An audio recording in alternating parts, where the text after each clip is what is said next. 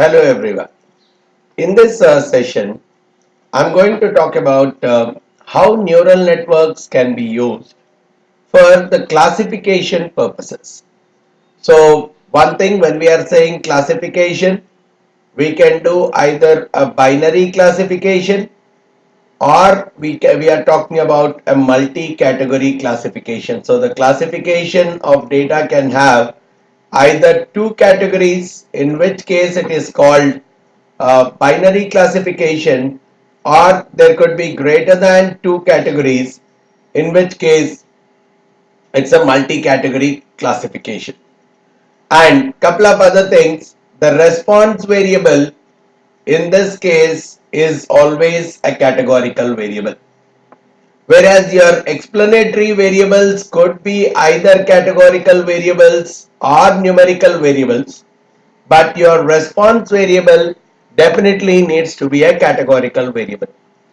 And we already know from the conceptual aspects that the neural networks can very well be used for both the kinds of supervised learning programs, both for classification purpose as well as for numerical prediction purpose, right? The neural networks can be used for both these areas of supervised learning. So this is where in this session I'm focusing only on how neural networks can be used exclusively for the classification purposes. And the next session will take about how we can go ahead with the numerical prediction, which comes under the heading of neural networks regression models. Right? So let's get started here. So the first point before I start with the 5 models under the neural network classification problems, I would like to bring out a few important points which you have to keep in mind across all the models. Whatever the models that we are developing, not just with neural networks, any other predictive models that we are building, using any other techniques, whether it is decision trees or neural networks or right support vector machines, for that matter, any kind of technique that we are using for building predictive models, there are a few important points that we have to keep in mind. So that's one thing I'm going to discuss at the beginning. And then the importance of standardization in case of neural networks. Why should we really perform standardization? Important advantages of standardization while building the neural networks. So, and what are the different forms of standardization that we have to use? So, all these things I would be discussing here. And once we get that basic idea of the different forms, then I will start off with the 5 different algorithms. Of course, for each process, as I have told you earlier also, there are so many algorithms that are designed. But let's look at 5 of these algorithms. Resilient backpropagation with backtracking, without backtracking. Then we have a smallest learning rate algorithm. Then we talk about probabilistic neural network and multi-layer feed-forward neural network. All of them are used with the same objective, which is the classification of the data. Now that's the reason what I really wanted to look at is, I'll take one single data set. Because this is a classification problem, I thought I can take up the binary classification problem. So I am taking the data set which is diabetes, which is available in various public sources. So just looking at the data set, and based on the data set we'll build the objective, and using that objective we will create the models across all these, applying all these 5 different algorithms. So coming back to the data set, so the data set is present in this location on my system. So I'm loading that data set. So if we look at the dimensions of this data set called diabetes, It's almost 600 rows and 7 columns, and I can look at the first few entries of this by typing in head diabetes. So basically it talks about the diabetes of a person, whether that particular person is positive to diabetes or negative to diabetes. Positive is there is an indication of diabetes, negative is there is no indication of diabetes. And we are talking about this diabetes for pregnant women. So the month of pregnancy, then we are talking about the glucose levels, the pressure levels, the mass, the pedigree, and the age of the person.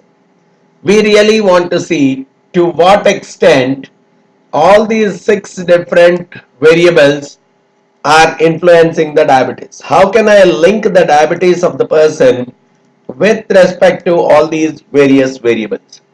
So this is what I wanted to understand using the neural networks, right? So we will get started with the process with this data, right? Once we get started, we will use this particular data of 600 records to build our 5 different models and try to understand how each of these models are really performing on the data set. Now, getting across, before we build any of the models, I want you to have a good understanding of a few important points. There is nothing called the best model, right? Now, we know we can use decision trees for classification purpose. We can use support vector machines for classification purpose. We can use random forests. We can use neural networks. We can use many other techniques for uh, building a model associated with classification. But let me tell you again and again, it's always a challenge. There is nothing that says this model is the best for this data. So even if I have 20 models, 50 models, it's better that I execute all the models, and based on the execution I evaluate which one is better than the other, especially in the context of the data that I am using. So there is no way I can really narrow down upon a single model which works in all situations. So if that's the case, it's better that I could have learned only that model rather than spending all my time in terms of learning as many models as possible. So there is nothing called this model is the best in all the cases. This model is always better than this model. There is no way I can make out. So it is more and more specific to the data that we are working with. So in that context, I have to really look at the models and try to execute as many models as possible, and finally narrow down on the one that is coming out to be the best within the context of the data. So always have a kind of a model transition matrix, make a tabulation of the results of all the models, determine which models are performing well under specific conditions, and based on that choose that particular model for a given condition. So that's how we have to go ahead. There is no way I can say that this model is always better than all other models. There is nothing called the best. This is the universal mantra I want you to keep in mind before going ahead with any kind of data modeling exercise. Then, understanding this terminology called standardization, though we can use in various other contexts, whereas in the context of neural networks, it makes a lot of importance. There's a lot of significance for this world of standardization. So all the input values, now I have shown 7 different variables, out of which diabetes is a kind of a response variable, whereas the 6 others are typically the explanatory variables, or I'll call them as input variables. Now what the process says is, it's a good practice to standardize all the external input values before passing them to the neural network. So the first step is try standardizing all the variables. all the values of the variables before you start implementing the neural network algorithm on the top of it. So in our case, they are all not standardized. So which means before I call the neural networks algorithm, I have to make sure that all the input variables are standardized. The reason is if I am not done the standardization, large input values, if a particular input value is large, look at from the data. Now I could see the glucose is a very large values, 100 plus values, whereas pedigrees are much below, where majority of them are in single digits and some of them are between 0 and 1. So we find a complete variation in the length, in the size of the data, right? Large input values, they will carry small weightage factor and vice versa. This is what will have a very biasing in the kind of a result that we are getting. So it's better to make sure that the size does not matter. By doing this standardization, we are bringing almost all the elements into a similar range itself. So the inaccuracies introduced by very small calculations if I am not doing the standardization, and even the changes that are getting made. We know that in case of neural networks, there is a kind of a continuous learning process. So the algorithm keeps on changing, and the changes that are made to the algorithm will be very minute, which means the number of iterations that are executed will be much higher, the learning rate would be much slower in the process. So it's always advised that when you are executing neural networks, better do a standardization of the data and then give those standardized data as the inputs to the neural network algorithm. And when we are talking about standardization, there are different ways. This is every observation you subtract the minimum value and divide it by the range, which in a way will keep all the observations in the range of 0 to 1.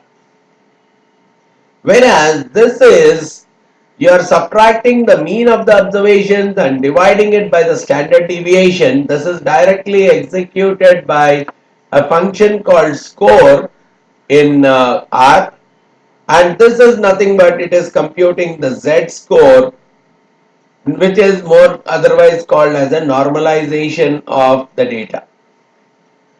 Whereas in this case, every observation we are dividing it by the square root of sum of squares.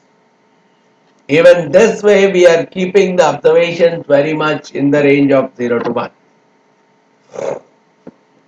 And here also we are dividing it by every observation by the maximum plus 1. So that way again we are bringing all the observations within a specific range. So though all four of them can be used, this because this is straightforward in R, we will think of using this transform, but otherwise you can very well play around with the other transformations also and use them for the data as long as they are producing much better results compared to your Z-score transformation of the data, right? So with this as the input, I think we are in a position to get started with our first neural network model, which is the resilient backpropagation with the backtracking mechanism. And that is executed in the package called neural net with the function called neural net. So let's install the package. Along with that, let's try running the function to see what all flexibilities do we have in terms of execution of this particular model. So first let me install the package. I think it should be there in my system, but the first one, let me install it, neural net.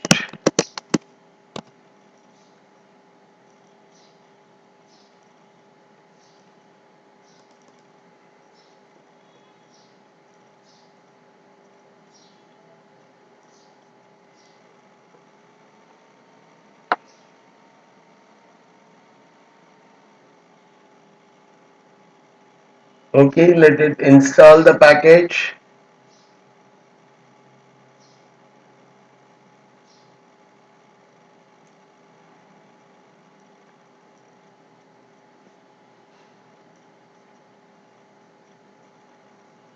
Alright, the package is installed. So let's load the package.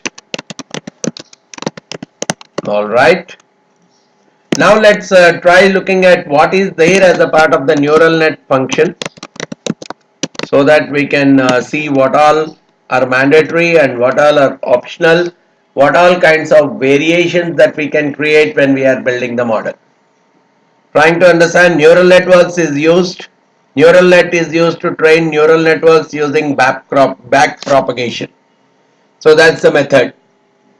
Resilient back propagation with or without backtracking. So we have these two methods here. Now we are discussing the resilient back propagation with backtracking, and in some cases I can talk about resilient back propagation without backtracking. So both of them we are going to discuss. Are the modified globally convergent version, which is otherwise called as the smallest learning rate, even that is there as a part of our understanding out here. The function allows flexible settings through custom choice of error and activation functions. So here we have a custom choice. One is the error functions, we have a choice, and the activation functions, we have a choice. We have already discussed about different kinds of activation functions, though most commonly I can think of using a sigmoid function, but there are a few other activation functions which I have a flexibility in terms of applying. So let's see what all we can do. Neural net formula. The formula for me, I know in this example, the formula that I am going to look at is the diabetes, which is my response variable, tilde dot. These are all my explanatory variables. So here the formula is very much fine for me. Data is a data frame of the variables which we have. I can provide the data frame of the variables that are specified in the formula. Hidden. Now this is one aspect. A vector of integers specifying the number of hidden neurons in each layer. I have to specify how many hidden neurons are there in each layer. So if I am having one layer, I can very well specify how many hidden neurons are there in one single hidden layer. But if I have two different hidden layers, I have to specify it through a C function. C 2 comma 3. When there are two hidden layers in the first layer and three hidden nodes in the second, three hidden neurons in the second layer. So that is how I specify hidden equal to C of 2 comma 3. Then the threshold is talking of the threshold for partial derivatives of the error as a stopping criteria. By default it is 0.01, but if I want to specify a different limit which is even more lesser than this, I can very well specify that. Then there is a step max, which talks about the maximum steps for the training. So once that by default it is 100,000, but if it crosses, probably the algorithm will stop. Then number of repetitions, by default it's 1. I think all these can very well be set as a default. Learning rate factor, learning rate, right? Life science step, algorithm. Algorithm is rprop plus. Rprop plus is an indication of with backtracking. Right, we are talking about resilient back propagation with backtracking. I'll specify it as rprop plus. But of course, if you see this, it's a string containing the algorithm type to calculate the neural network. So I can give either backprop, rprop plus, which is resilient back propagation with backtracking. This is for without backtracking. SAG, we are talking about globally convergent algorithms. or even SLR, which is the smallest learning rate, also talking about the global convergent algorithm. So we can actually give all these 5, but here I am looking at these 3: RPROP plus, RPROP minus as the next algorithm, SLR as the next. So backprop is referring to back propagation.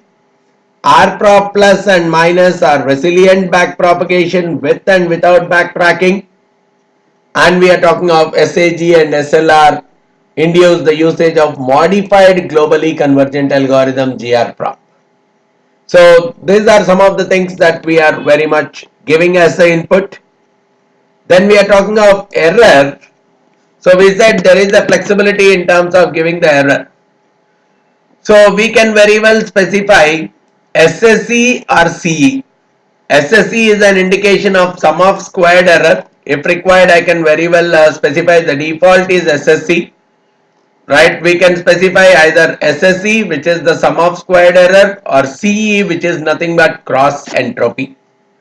So these are the two ways in which the error is typically computed. If required, we can very well play around with that. And the activation functions. If you look at the activation function, by default, it's a logistic function. Whereas, if you look at the activation function, it's a differentiable function that is used for smoothing the results of the cross product. So you can use either logistic, which is the default one, or tan h, which is the hyperbolic tangent.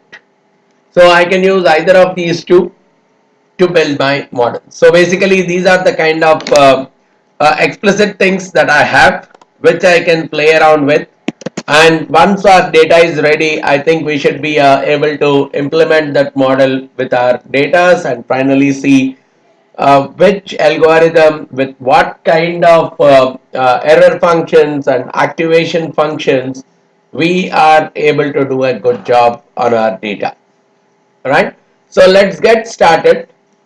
So we have already loaded this neural net package, got the data, right? We know that the response variable is a categorical variable. In this case, I have gone one more step ahead and ensured that it and looked at that it is a binary variable, only two classifications. Now examine the data, look at the summary, see if there are any NA values or something. So let me do a summary of diabetes, which shows yes, NAs are there, right? If you look at glucose, there are 5 NAs. Under the pressure column, there are 28 NAs, and under the mass column, there are 9 NAs, which means some values are missing from the data. So it's better that I ignore them. I work with only with the remaining set of elements. So this is where I'll say diabetes Na dot omit of diabetes. So those rows which have at least one missing value in the observations collected, I'm deleting that entire record. So I'm left with only those records where all the data is present for them. All the patients for whom the full data is present. So if I quickly want to check now the dimensions of diabetes, I could clearly see now it's only 564 rows and 7 columns, means 36 records got overall eliminated from the process. And in the process, now I can again relook at the summary with this 564 observations. Now I don't see any kind of NAs under any of the categories. So these are the 574 that I would be using for the working of my model. So I have examined the data, I have looked at the summaries, etc. And this is how my final data is in place. Right, I have kept my final data in place. Now I have to convert the response variables. Now we know in this diabetes, if I quickly look at the head of diabetes, I could see that the first 6 are the explanatory variables, and the 7th one which is the diabetes, is actually a scale is actually a factor variable, which is the response variable.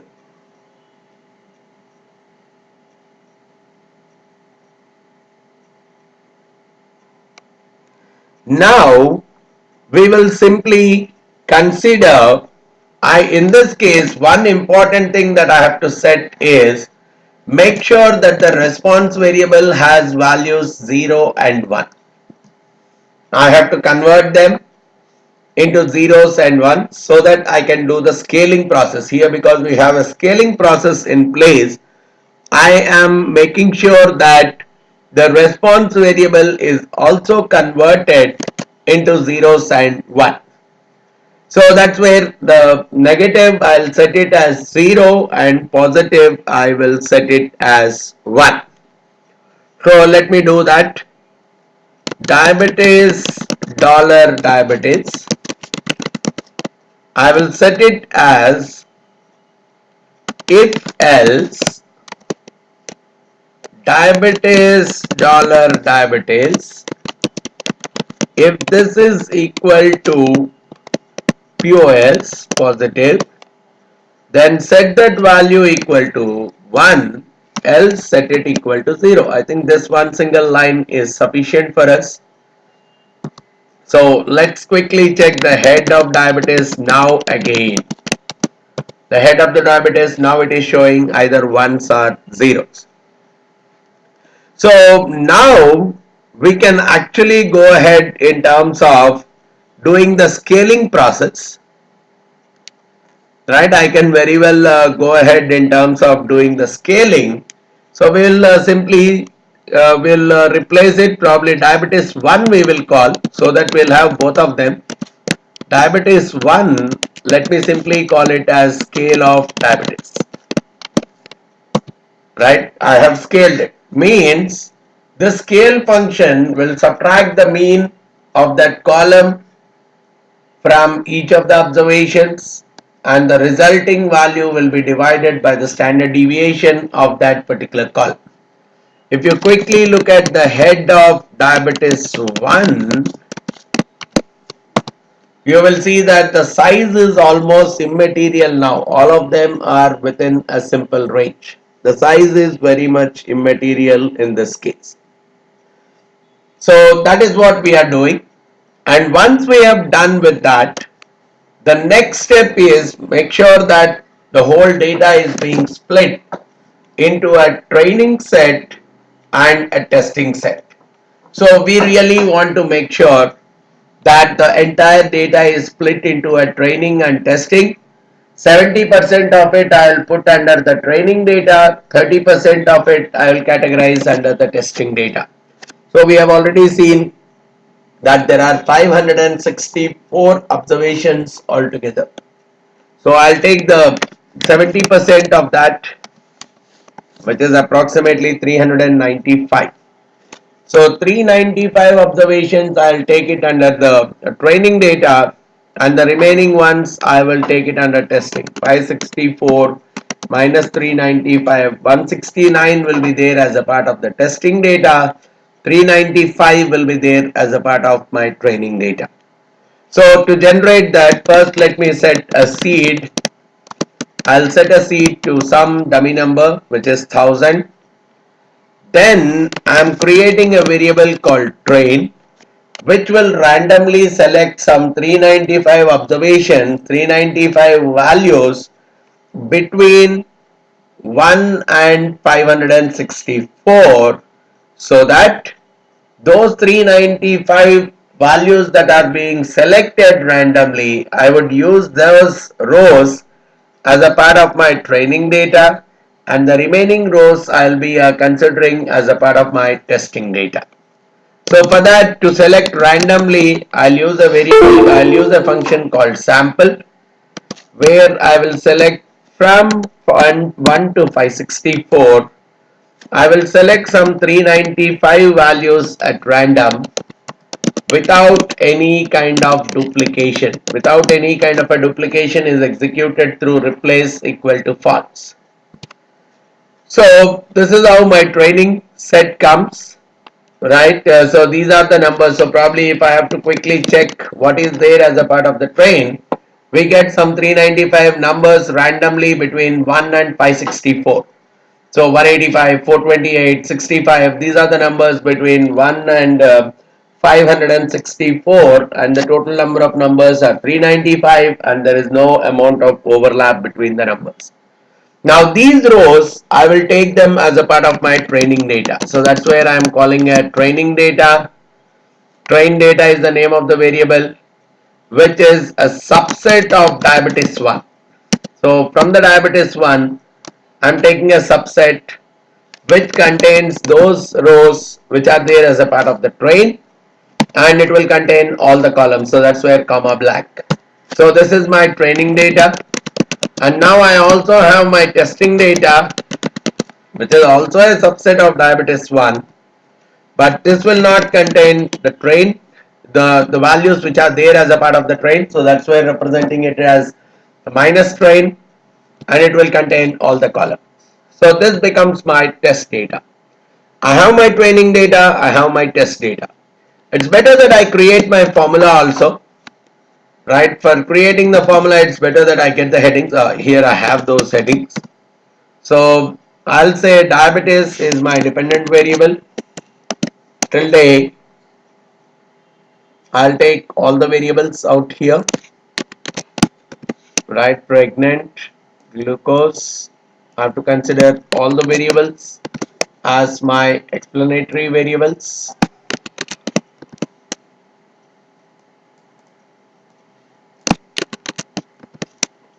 So I want to try to build a neural network between this. So this becomes my formula at this moment. So, okay. So I'm talking about the storing of the form of the model. So which I have already stored it as a part of F. I've broken the data into training data and the testing data. Now I can very well fit the model using neural network. Now here, some alternatives that are there. I can change the hidden neurons, right? Some variables or some kind of flexibilities that I have. Hidden neurons I can change. I can change the activation function, and I can also change the error function. So there are the three things that I can very well change.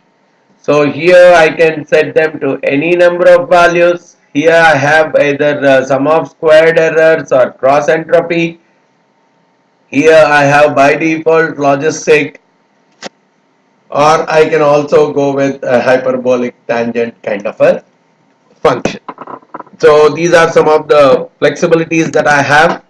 So let me go ahead in terms of fitting different kinds of algorithms. So let me say fit uh, rprop rprop plus, I'll call it as fit rprop plus, and I have to specify the hidden neurons as well as the error activation function. So if I look at, now this is only rprop plus that I am going with, so I'll continue with that rprop plus, but I'll say error function SSE and activation function logistic. So let me call this as SSE logistic. I'll call it as SSE logistic with one hidden neuron. So these are some of the things I'm trying to fit. So I am creating a function called neural net, wherein my formula is F. I have a data which is train data here. Now I can very well set hidden neurons. Initially let me set them to 1 and let me improvise the model, and algorithm I can very well set it as rprop plus. This is my algorithm. Now I am not changing the activation functions or even the error function. So that's where I am leaving them to be by default. So this is how my neural network model got built. Now what I'll simply do is I'll change the hidden layers 1, 2. So this is one model that I have built. Let me change it to 3 to build one more model. So this is one more model that I have built, and let me change it to 4 and 5 as well. So I'm building different kinds of models, one with 4 hidden neurons and probably one with 5 hidden neurons. Again, I'll do it only with one such thing, and the remaining you can very well take them forward. So this is one part. Now let me do with the same 4 or 5, but this time let me change the error function from SSE, let me change it to CE, which is the cross entropy part. So within this, I want to set error dot FCT is equal to CE. This is one algorithm that I want to try with 5 different itself. Okay, the response is not binary, so that's where, okay, CE is not working out here.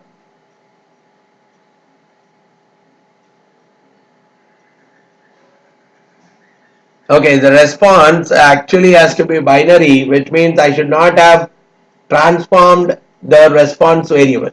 Because I have transformed the response variable out here, I'm not able to use this CE. So had I kept the response as binary itself, then I could have gone ahead using the cross entropy. Fair enough. So here we will use only the sum of squared error. So let's not look at the CE part here. Whereas one more thing with SSE, I can also work out with my activation function, which is the tan h. So let me call, instead of logistic, I'll put it as tan h. So here,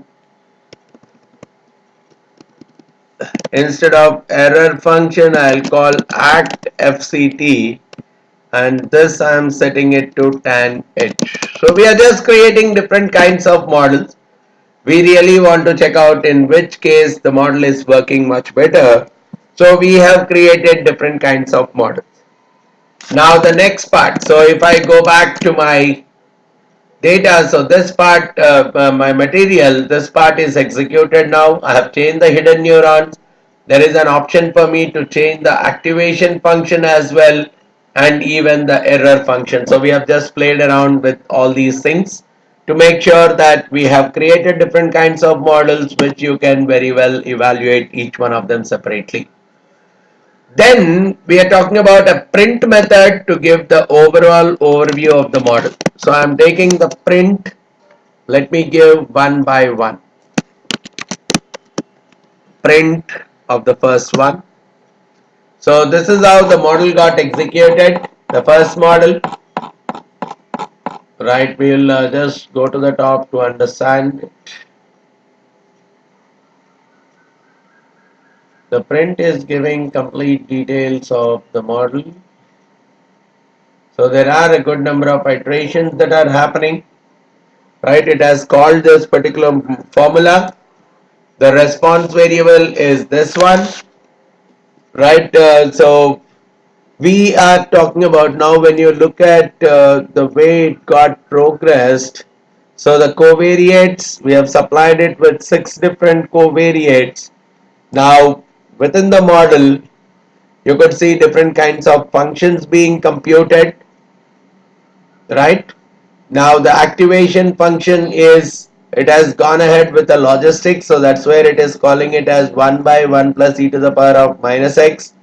The error function is sum of squared error, so that's where y minus x whole squared by 2, sum of the squares of the errors. Then it has taken the different observations, all the various observations that are there as a part of the training data.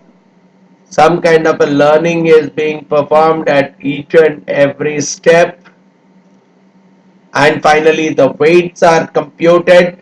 There is a kind of iteration. So initially these are the initial weights, and after that the weights are getting modified. There is a kind of iterative process that has finally gone, and this is what is the final result matrix that we have got. The error is to this extent. It took 733 steps to improvise and optimize the model. There are a few important aspects coming out to each of the hidden layers. Intercept to hidden layer, pregnant to hidden layer, each variable to the hidden layers are being computed, and that is the how the whole neural network got built. Now let's see, let's try a couple of other stuff. If I go with the tooth, so we see that another separate kind of a another separate model is created here. It took 3867 steps. The error came down to 123, whereas in the earlier case the error was to the extent of 129. Now if I look at the three hidden neurons case, error came down to 106, but it took 6894 steps. So the learning is becoming very heavy, but the error is slightly coming down. Going with 4, the error has actually increased to 107 instead of 106 in the earlier case. Now the error went up to 107. Now what if I have tried going with the 5 variables case, error came down to 94. So the 5 variable is looking much more appropriate, with the training error coming down, it taking approximately 6500 steps, and this is how the tree is, the network is finally getting built. But at the same time now, instead of logistic, I have also built the tan-H model. So let me see what has happened to this tan-H model with the 5. The tan-H model is having an error of 105. So overall it looks like at this moment it is looking like the logistic activation function, which is the sigmoid activation function, along with SSE, sum of squared errors as the error function, and 5 hidden neurons is doing a good job in the RPROP plus category at this moment. So we have looked at the print to get this kind of an understanding. Then, so in this case we are able to make out what is the error and how many steps it has actually taken to reach a particular threshold value. Now I can very well plot the models also, right? I could have easily plotted the models. So I'll take out my output so that I can plot them.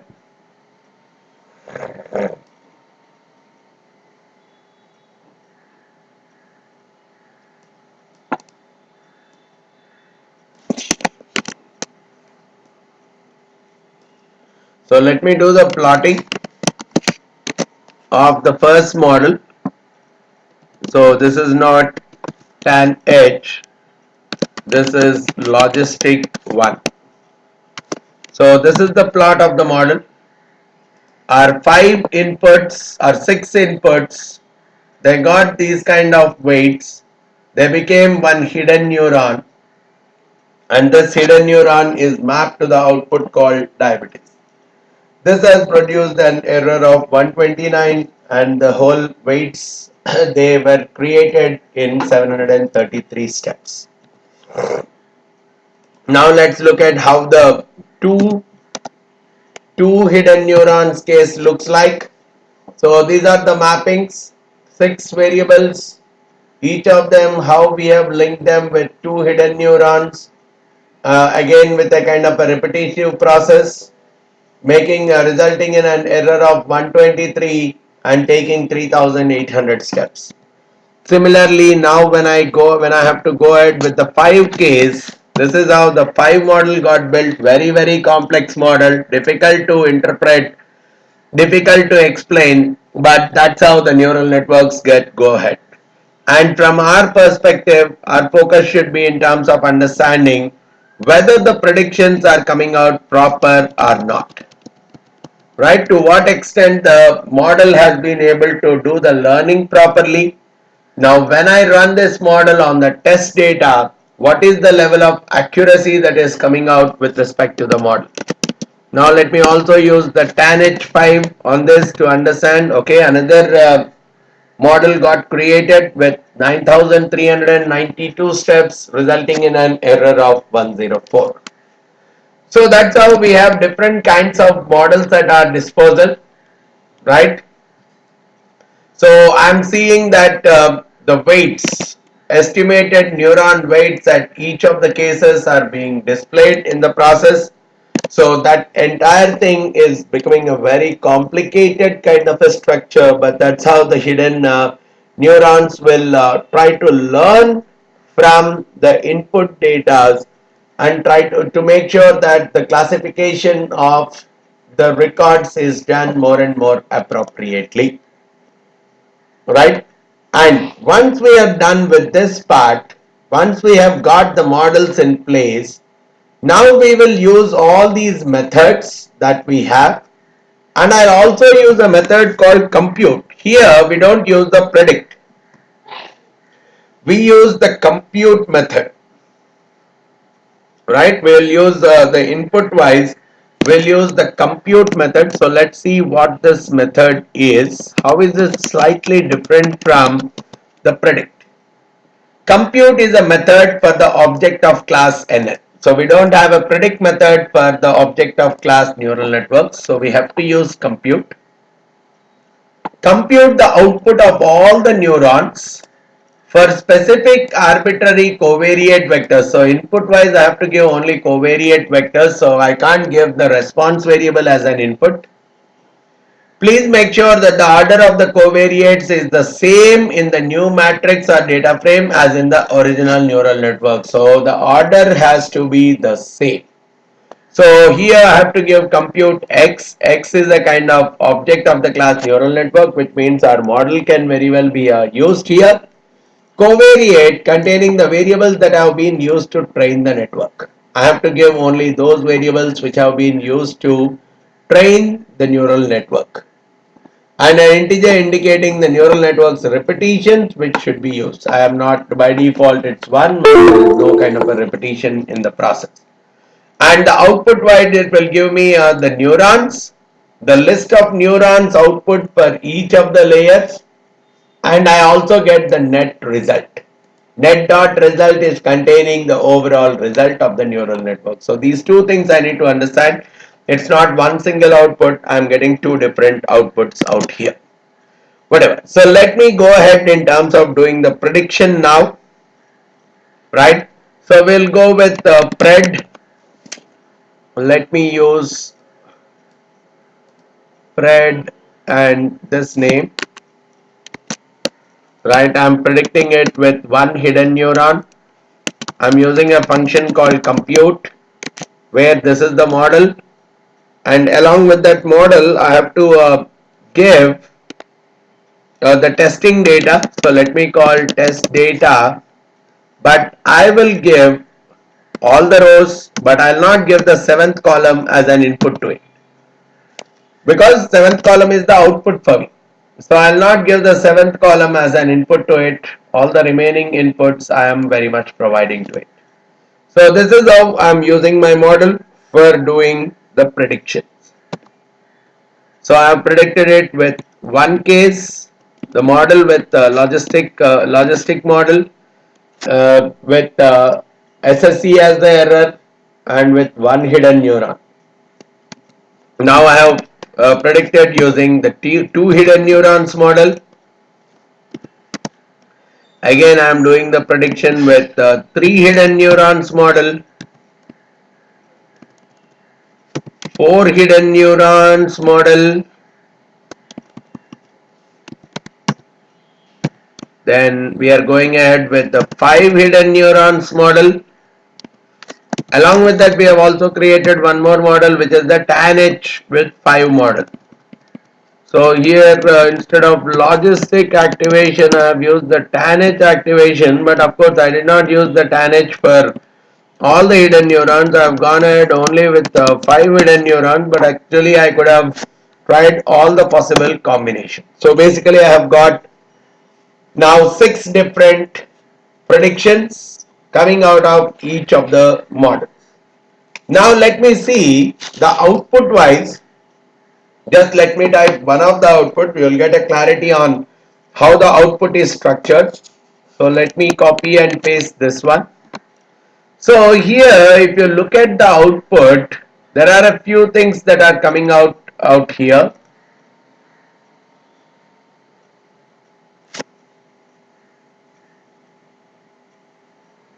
Where's my output? Yeah. If you look at here, first thing it is giving me the neurons, right? All the different neurons for each of the variables. It has given me the neurons. But look at the next one, which is, so this is the second neuron set.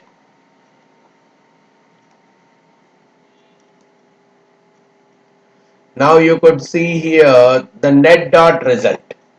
So the net dot result is actually, in some cases it is positive, in some cases it is negative. Right? The net dot result is actually coming out to be this, which is the positives and the negatives. So what you can very well do is, you can very well look at, if it is less than 0, you call it as, if it is less than 0, you call it as negative. If it is greater than 0, you call it as positive. Right? So that's one thing we can do.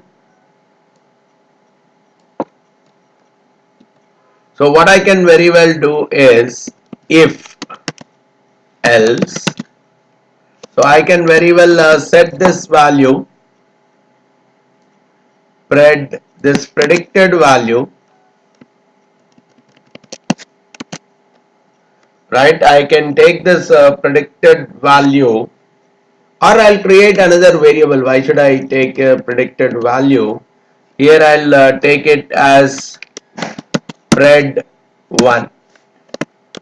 I'll call this as pred 1, where I'm taking from this prediction dollar net dot result,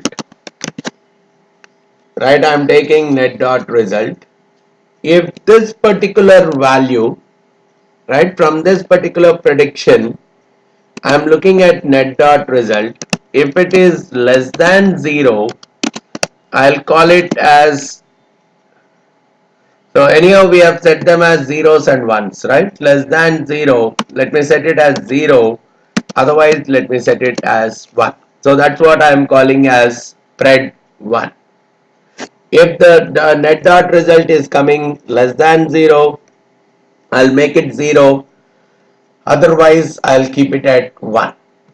So that's how I got my pred 1 result. Let me quickly look at it. So I have got the numbers either zeros or ones.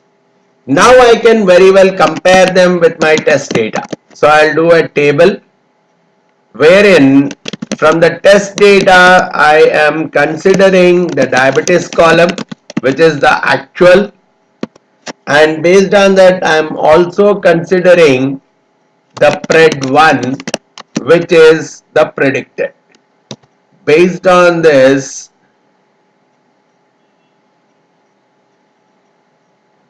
dollar operator is invalid for atomic vectors.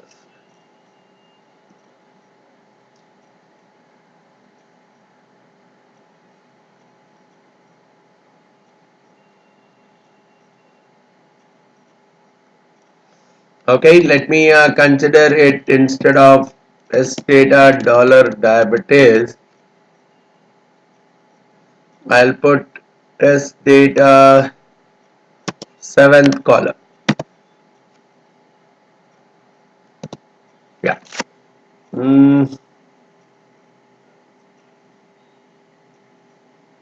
Okay. Oh, okay. This is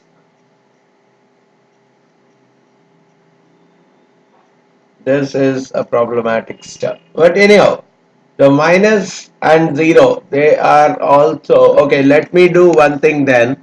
Even the test data dialer diabetes, I'll set it to 0 or 1, right? So I'll say spread act 1, actual 1. I'll put if else test data dollar diabetes is less than 0. I'll call it as 0, otherwise 1. So otherwise I can put it instead of dollar diabetes test data. Let me take the 7th column value. If it is less than 0, I'll call it as 0, otherwise I'll call it 1. So now I'll take a table between the pred one and actual one. This should be better. I'll take the table between pred one and actual one. So we are getting the 77 which are correctly predicted, this 48 which are correctly predicted.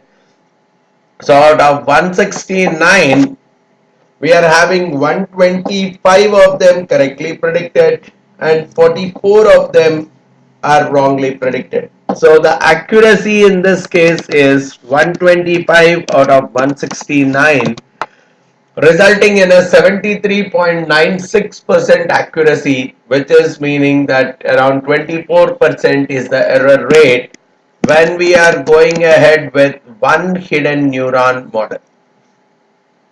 Right, one hidden neuron model, when I'm testing it on the testing data, the error is approximately around 24%. Now let me check out the others. Right, let me quickly look at the other ones where I will go with prediction 2. So I'll continue with pred 1 itself, but I will look at this particular result, logistic with two hidden neurons result, right? So this will show me either 0 or 1, right? Now I'll do the table directly. So these two steps are sufficient for me. I'll make the table between pred 1 and actual 1. So here it looks like the accuracy is only 119 with 50 being the error. So 119 out of 169 is the accuracy when I am going with two hidden neurons kind of a scenario. So on the test data, the accuracy of the two hidden neuron scenario is only to the extent of 70.4, which is 29.6 is the kind of an error rate. Then how about if I have gone with the three hidden neurons model? When I go with the three hidden neurons model and go ahead with the table part, so here it is coming out that only 116 is the correct prediction, with 53 being erroneously classified, which means this model is also not that superior compared to our one hidden neuron model for this example. Similarly, now when I go with four hidden neurons case with the same logistic activation function, and after that executing the actual versus the predicted, in this case it is 118, which is also much lesser compared to the once hidden neuron case. Even this is to the extent of 70% accurate. Now what about the 5 hidden neuron case? So rprop plus algorithm is only giving me the advantage to this layer itself. So in this case it's again the same. 106 is the only accuracy out here. So there's a lot of overtraining or overfitting that has happened on the data, looks like, because on the training the error is much minimal when it was a 5 hidden neuron case, whereas here the error is looking much higher in case of 5 hidden neuron. Then what about going away from logistic to a hyperbolic tangent model for doing the same prediction part? let's just check if there is any improvement. Yes, here it is. 123 is the accuracy on the testing data and only 46 is the error rate. I mean the misclassification, looking at around 72.7% being the accuracy out here, but which is also slightly lesser when I compare it with one single hidden neuron model in case of rprop plus. rprop plus with one single hidden neuron has given this kind of an advantage for us, especially with this kind of a data that we have worked out with. Right? So that's how we are looking at trying out different kinds of models and testing it out on the testing data to see in which case the accuracy of the model is coming out to be much appropriate. And that would have been a most choice model for us in terms of the implementation part, right? So that's one part we have to be very much understanding. Probably I might have got a better accuracy on the same data with the same training set and the same testing data set, especially when I have used decision trees or I had used some other mechanism. So I have to be slightly appreciative of the fact that there is no one single model which I can consider it as a best model for this kind of a data. So right now around 74% is the kind of accuracy that we have got to the core when we have worked with rprop plus algorithm, which is the resilient backpropagation with backtracking. Now I want to look at the same six, or probably I'll look at the same six with rprop minus, which is resilient backpropagation without backtracking, and probably with the smallest learning rate kind of a model. Or I will like to leave those things to you. But here I will look at that particular model which has given me the best possible output in case of rprop plus, which is the hidden neuron equal to 1. I'll only consider that hidden neuron equal to one example, and I will try to execute rprop minus as well as the smallest learning rate, both the algorithms on the top of that, because the next two, the resilient backpropagation without backtracking, the only difference that we are making is we are making a change to the algorithm.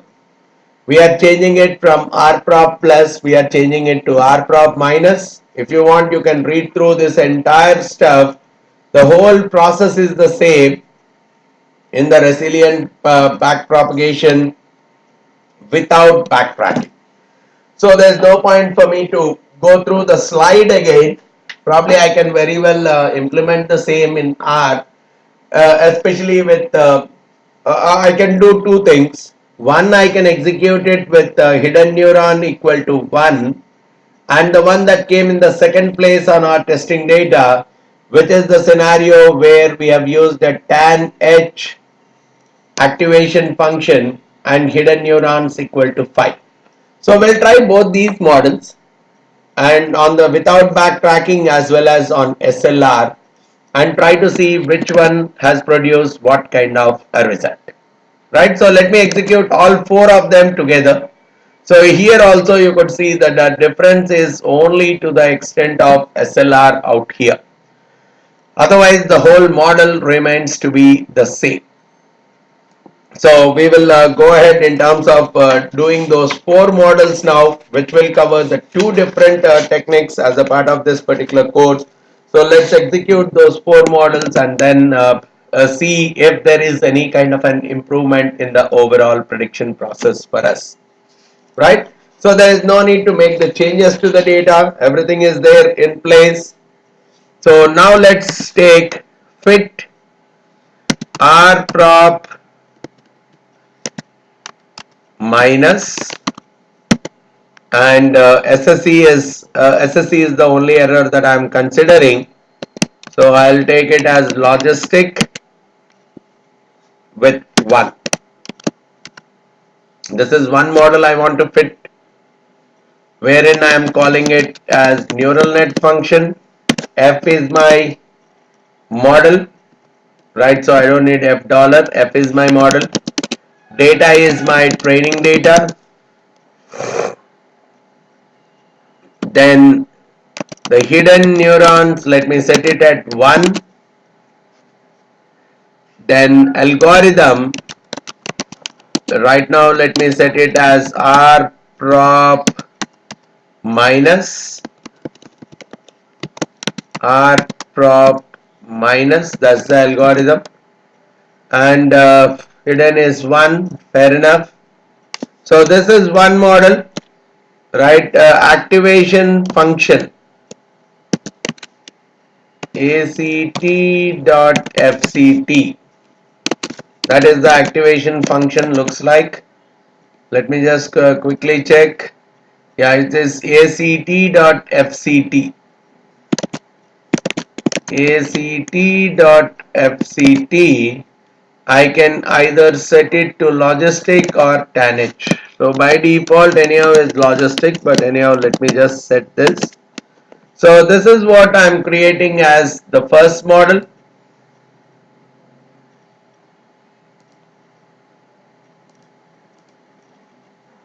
Right, this is what I am creating as the first model. Then I am also going with instead of r prop minus, let me execute SLR.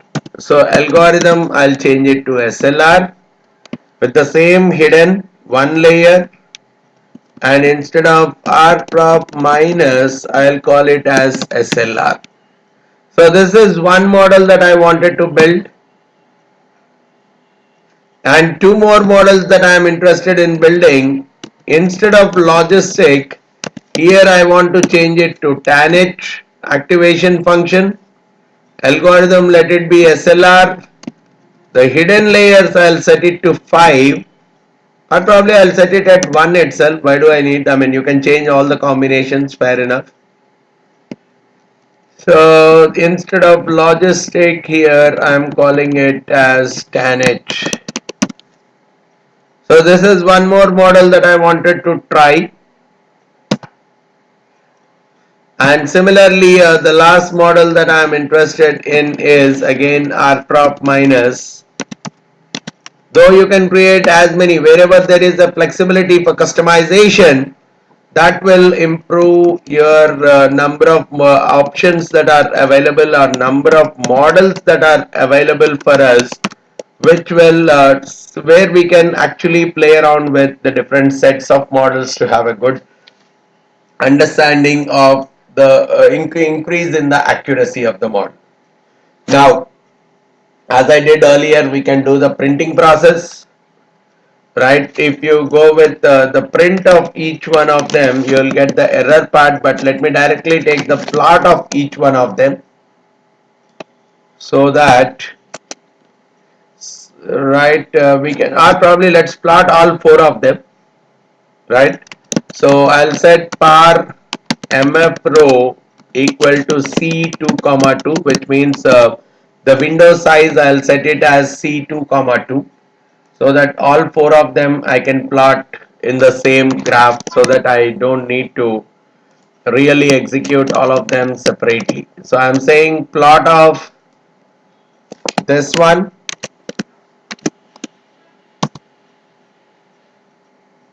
Oh, I have to put small p, not the capital P.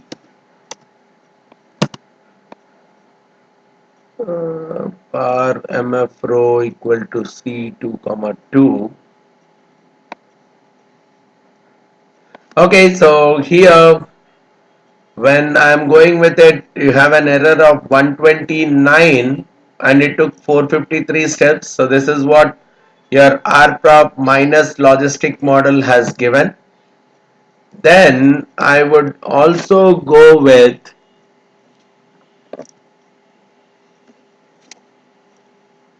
what about rprop minus tan h1. So this is what it became. Error is still 129, but it took only 120, 204 steps out here. And now when I go with SLR, which is the smallest learning rate algorithm, the error is still 129.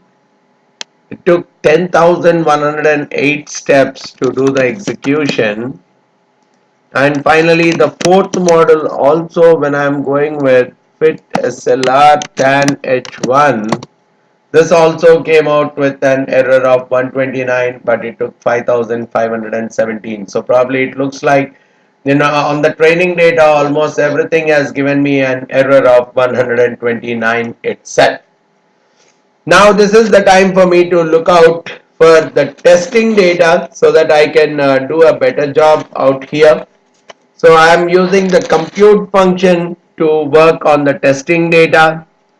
So this is where I am creating 4 different predictions. Pred, this one. When I am going with this spread, I am using the compute function. Within that, the model is this particular model, and the testing data is test data, wherein I am not considering the 7th column, which is the response variable. I am considering all others as a part of my testing data. So this would be the one model. Then I have another prediction coming out. The second one, I am doing the prediction, where again I am using the compute function. This is the name of the model, and this is the test data that I am using. So a model got computed. The prediction actually happened with logistic and SLR algorithm. Now I am going ahead with hyperbolic tangent with again the SLR algorithm. So I am fitting that particular model to this test data again. So this has given me another prediction, and the fourth model that I have fitted, rprop minus the resilient backpropagation without backtracking using one hidden neuron and hyperbolic tangent activation function. So based on this, if I am trying to do the prediction, this is how the prediction is working out for me. So these are the 4 predictions that I have. Now I will always set pred1, which is if else this particular value, if it has come out to be negative, I'll set it as 0, otherwise I'll set it as 1. So pred1 logistic $net dot result. If this value is less than 0, I'll set it as 0, otherwise I'll set it as 1. Similarly, I'll do a pred2, which is again, I'll set if else, the second one, pred fits SLR logistic 1. Then we are talking of $net dot result is less than 0. I'll set it as 0, otherwise I'll set it as 1. Okay, pred 2, this side is what I have to set the arrow mark. Similarly, now I'll set pred 3, which is the prediction value from the third one. So I'm setting if else. The third model that I have fitted is this one, $net dot result. If this one is less than 0, I'll set it as 0, otherwise I'll set it as 1. And finally, I also have my pred 4. So 4 predictions, all the 4 predicted fitted values, I am simply changing them and setting them as either zeros or ones. Right, this is my fourth model. If this is less than 0, I am setting it to 0 or 1. So these are the four predictions that we have. So let's create a table between actual one which we have created earlier and pred one. Actual one is nothing but the actual values have been converted into zeros and ones. So here the table is telling me the accuracy is to the extent of 77 plus 48, which is 125.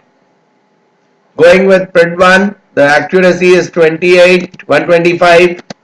Pred 2 also resulting more or less in the same. Pred 3 also resulting in the same. And even the pred 4 is more or less the same. So with respect to one hidden neuron, whether I'm going with SLR, or so when the hidden neurons are actually increasing, again the algorithms, whether we are using rprop plus or rprop minus or SLR, they will have a very big impact in our on the building of our model as well as the accuracy of the testing on the testing data.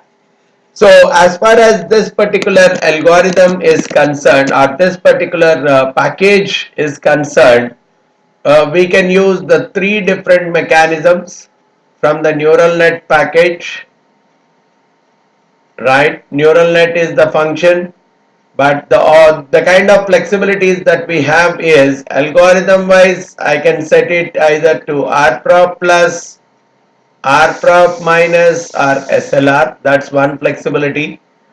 Then the error functions, I can set them to two possibilities. SSE is by default sum of squared error. Along with that, I can also set the cross entropy. Generally, when our variable is a categorical variable that we have not scaled it, in case we have not scaled our response variable, then I should look at the cross entropy as one more option for error function.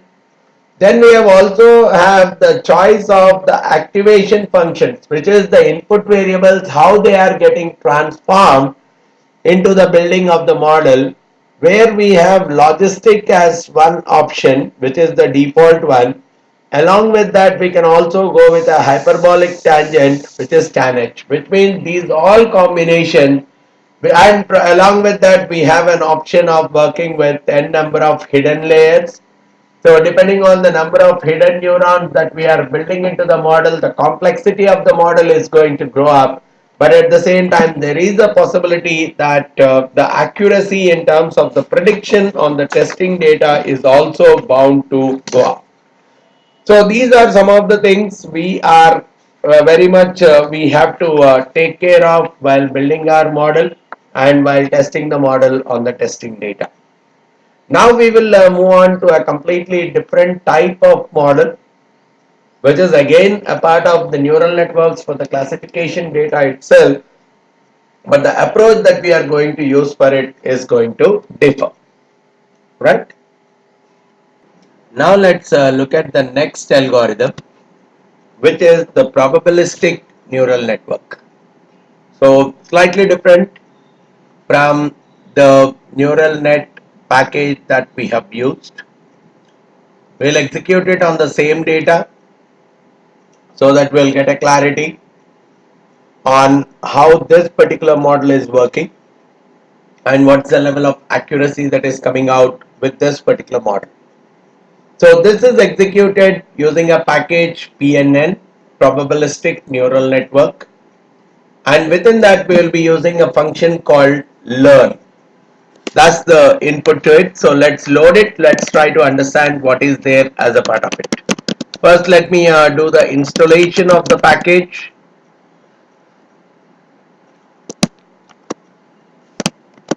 PNN, sorry, install.packages.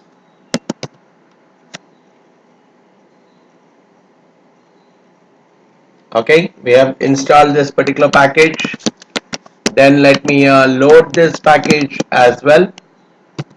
Library PNN. So we are loading this particular package, and then we need to understand what is there as a part of the learn function. Well, let me just close off these windows. Let me understand what is there as a part of the learn function.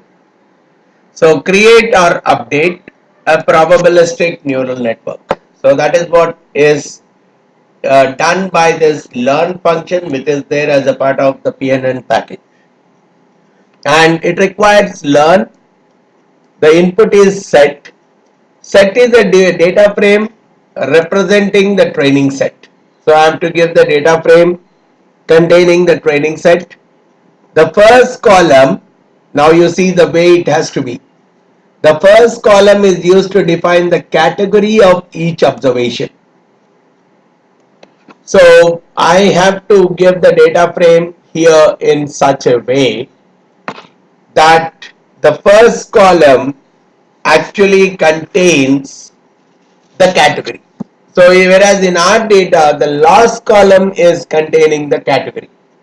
So this is where I may have to change it. First of all, I have to change it in such a way that the first column contains the category. Then the other input that I have to give here is NN, which is a probabilistic neural network with or without training.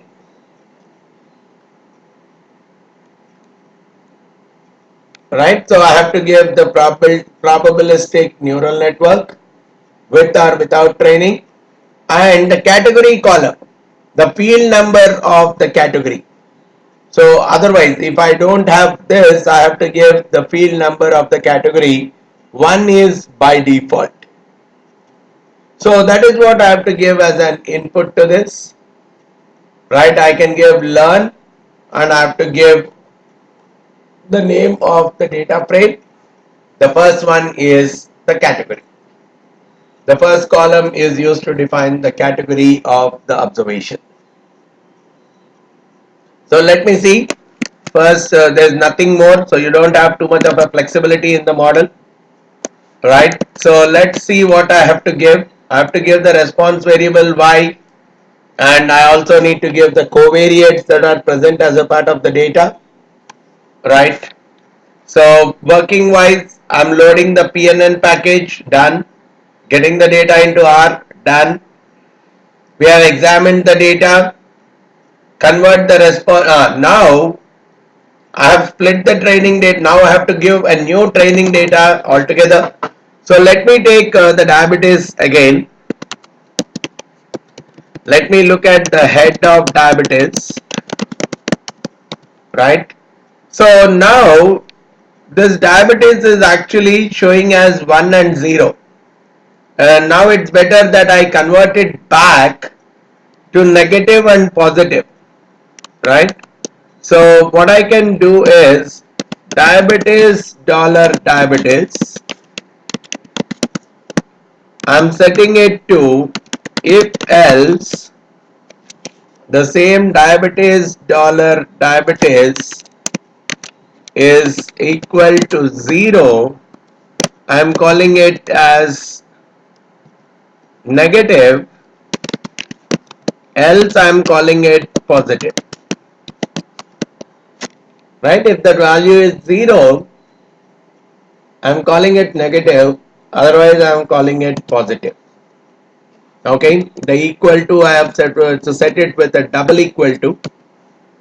So now again when I check the head of diabetes, it comes out like negative positive. But let's look at the structure of diabetes. Now it might be looking like this one is a character with positives and negatives. So this is where I have to convert it into a factor. So what I'll do is again diabetes dollar diabetes, instead of being a character, I'll do it as dot factor of the same. And now when I look at the structure of diabetes this time, it's coming out that it's a factor with two levels, negatives and positives. So now I have to bring the last column to the first column. That is the aspect that I have to work with.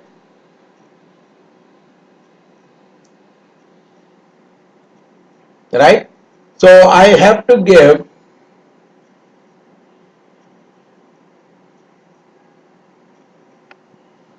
I have to bring it to the first column. So let's say diabetes. I'll do a C bind where the first thing I'm taking is diabetes $diabetes,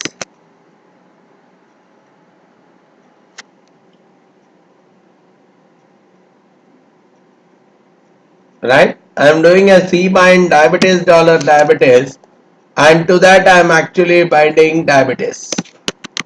So once I do this kind of a C bind, let's see how the diabetes is coming out. So I'm binding the that column to the first, so I have it in the first as well as in the last. Now I'll remove the last column. So I'll say diabetes, a subset of it without the eighth column. So now I could see, if I am looking at the head of diabetes, I am getting it exactly in the same way that it requires a data frame where the first one, okay, it is coming out as diabetes $diabetes, right? So let me change the name.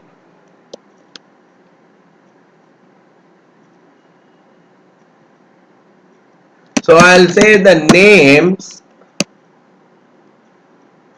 of diabetes. If I look at the names of diabetes, it's coming out as this one, right? And I can check the names of the diabetes for the first one only. When I say names of diabetes first one, it is coming out to be this. So I will assign this to diabetes. I will assign this to diabetes, which is in quotes. So now let me look at the names of diabetes after this assignment. Okay, the first column is coming out as diabetes, pregnant, glucose, etc. So this is how it looks like. Our values need to be there as a part of the probabilistic learning neural network, because it is taking a learn as a set, and set is a data frame representing the training set. And in that training set, the first column is used to define the category of each of the observation. Category of each observation. So this should be sufficient as an input. Now I have to break the data into a training data and the testing data. For that purpose, again I can do the set.seed. I'll do the same 1000 train. Again I'll pick up the same from the sample. I'll use a sample function to pick up between 1 to 564 some 395 values randomly, where the replace is set to false, means there is no duplication in the picking up of the values. And train data, I am taking it as a subset of diabetes. I am taking a subset of diabetes which contains the train rows and all the columns. And test data also I am taking a subset of diabetes which contains minus train rows, means which does not contain the rows that are there as a part of the train, and it contains all the columns. So this is where I have split the data into the training data and the testing data. The model is already there, the F, but now I am not much bothered about the model.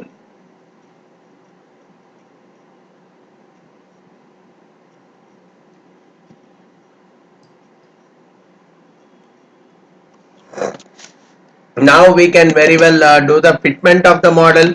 So because there is only one fit PNN, I don't have any other variations in that, so I'm just taking a base model. I'll use the learn as the function name, and now if you see, it's sufficient that if I had given the S set, right, I can very well give the set, and the first column is used to define the category of observation. So the set is sufficient, looks like. So let me give set equal to, and I'll give the name as diabetes.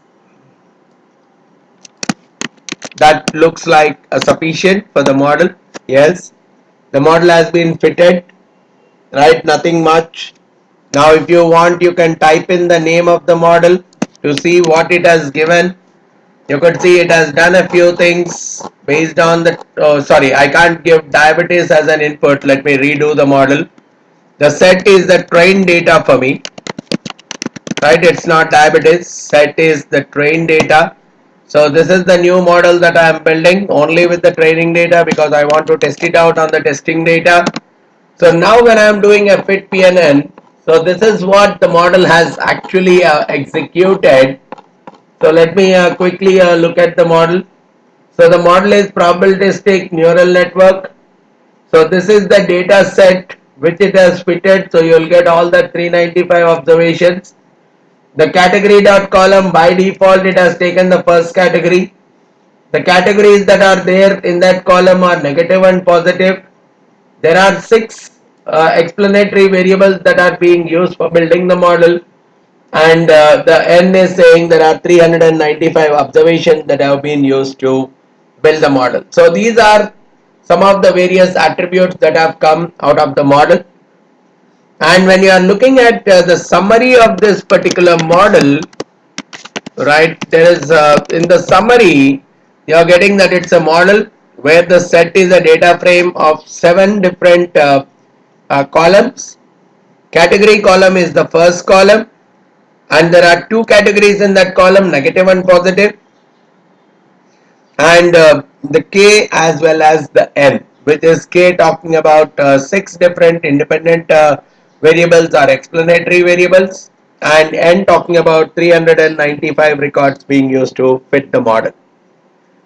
Now the next important aspect here, right, okay, model is fitted, we have looked at the different attributes of the model, and we are getting the different contents of the fitted by going ahead with the dollar notation, or probably once I have typed the name of the neural network, I have got all the various things that come as a part of the output.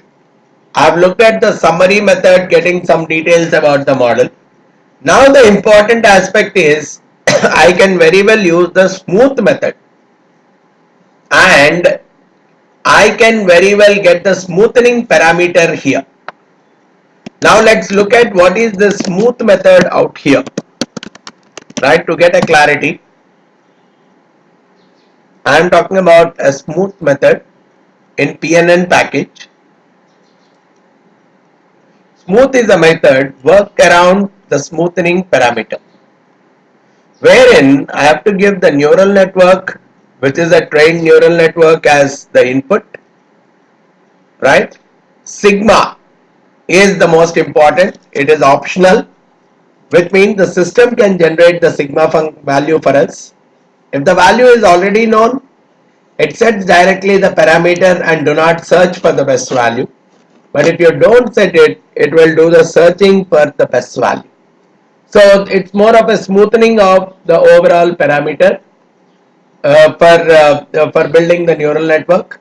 So once you have the data with you, once you have the fitted model with you, sometimes we get into the process of smoothing. So we'll say fit smooth, which is nothing but I am using a smoothing function smooth, where the parameter value will get smooth, and I am using the fit PNN as the input to it. So loading the required package. So this requires rgnoun as the package. Could not find the function rgnoun. So we have to install this package as well.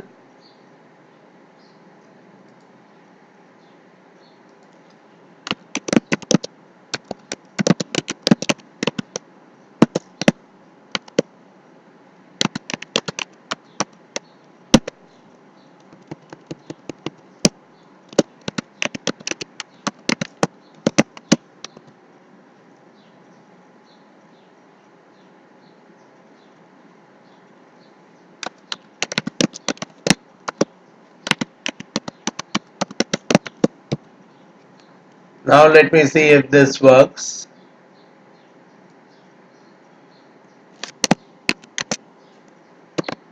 Yeah. Now the smoothing is typically working.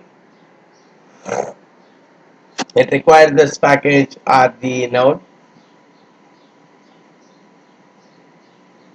We'll do the smoothing of the parameter to finally understand what is the level of fitment of this particular model. Okay, so there is a smoothing that is being performed. If you look at the output that got performed out here, so there are the data type is floating. So the operators, these are the kind of smoothing things that are being performed, different kinds of operations being performed. Number of generations, maximum number of generations looked at is 100. This is a minimization problem being set, and based on that the very best smoothened value of the parameter are being chosen. So this is what comes as a part of fit smooth, right? Even if I type this again, I'm going to get error in guess.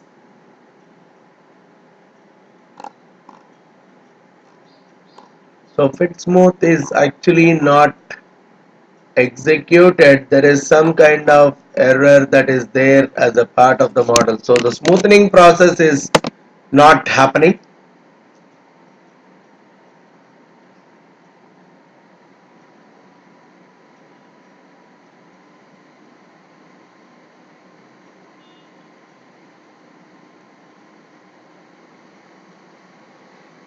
If it is not smoothened, then probably we can very well look at. I mean, if we have to see if the smoothing can be set by going ahead with the name of a parameter. We give some kind of a sigma to start with. Let's see if that is going to work.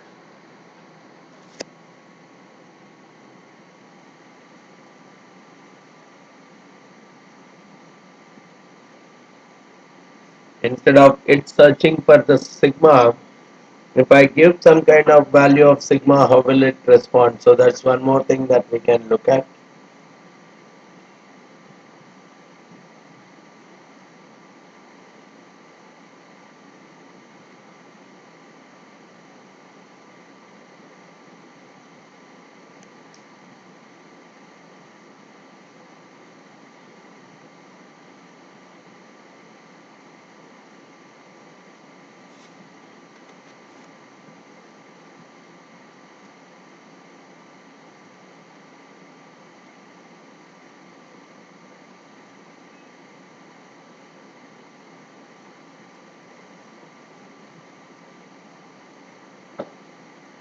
It's taking some time for the fitment process.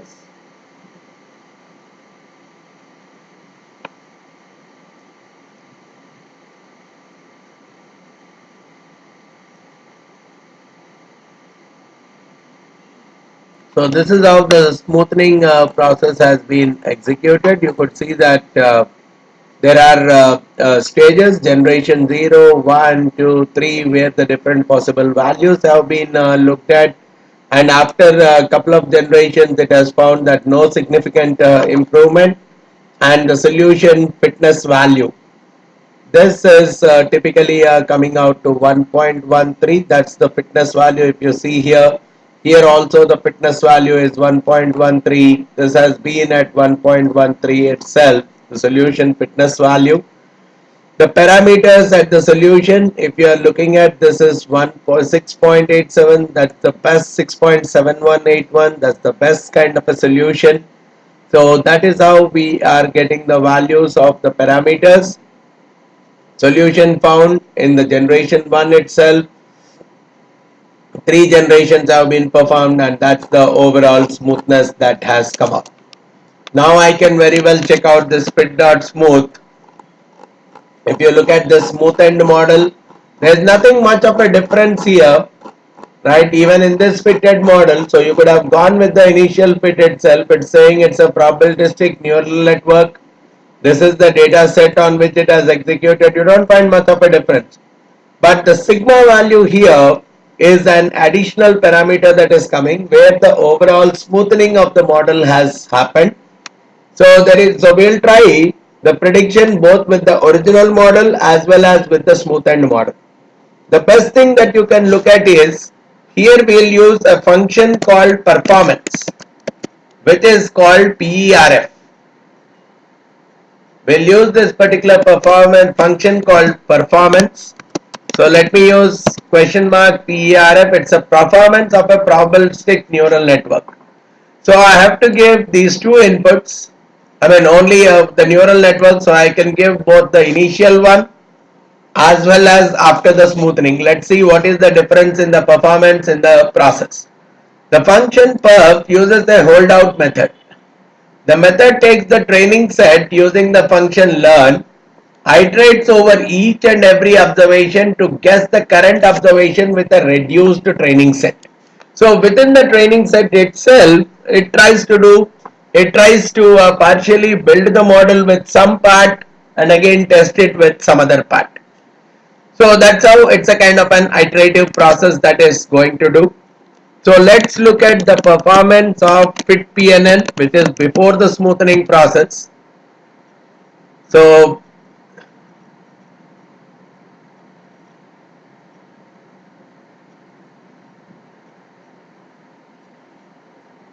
or let me see after it, performance of it requires the neural network itself fit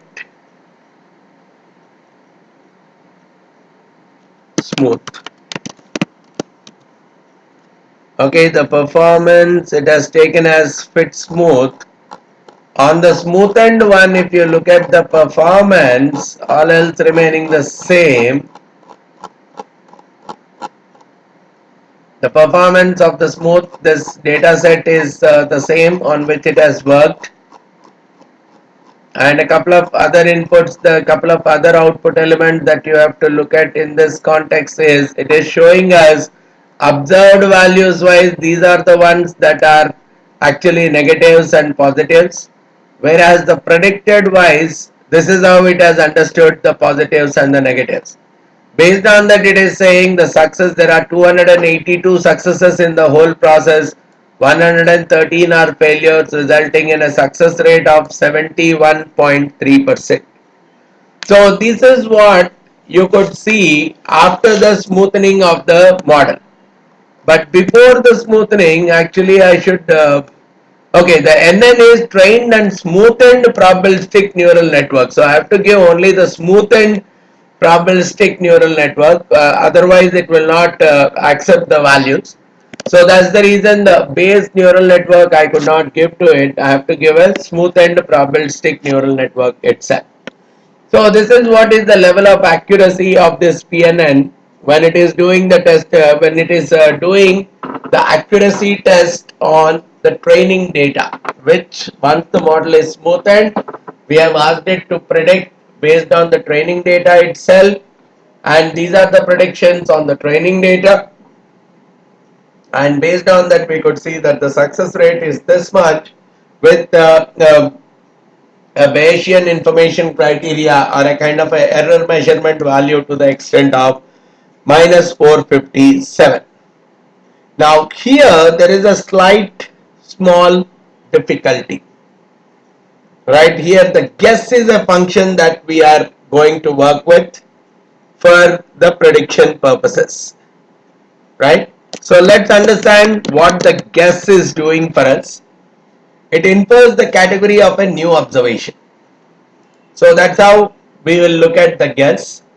So NN is a trained and smoothened probabilistic neural network. So I can very well give the neural network after the smoothing. Whereas X I have to give it as a vector describing a new observation. So I can give only a vector that is describing a new observation. So that's the only thing that I have to give as an input in the testing data. So I have to give it as a vector. So let's give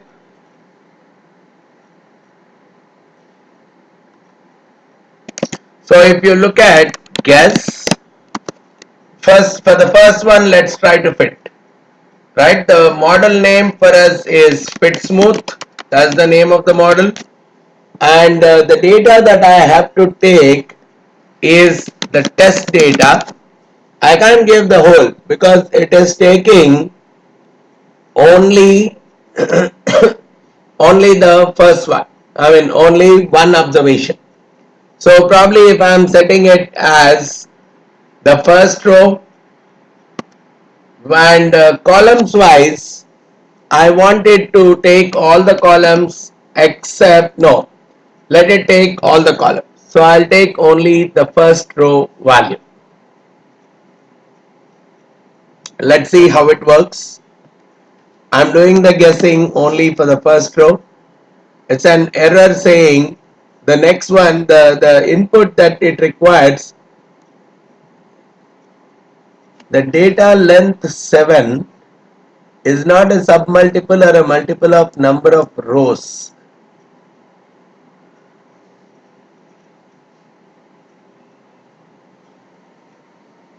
So otherwise, it's better that I convert this into matrix as dot matrix. I'll say test data,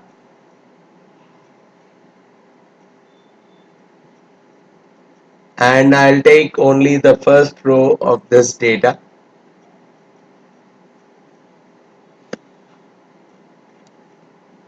Let me see if this works. No. Non-numeric argument to a binary operator.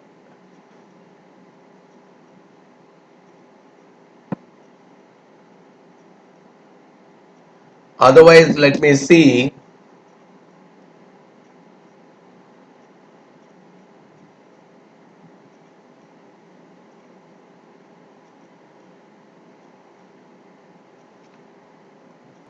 Let me just check if I omit the first column. Will it work?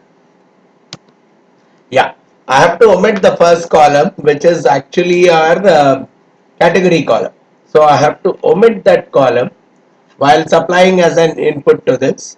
So what it is giving is, in case of the first one, it has given me that the category is positive and there is a 24% chance that it would be negative and almost 75.3% chance that it would be classified as positive. So this is the guess function which it would execute only for one record of data at a time. So this is where I have to loop this process and get the categories for each one of them separately. And this is where I have to take it into an array variable.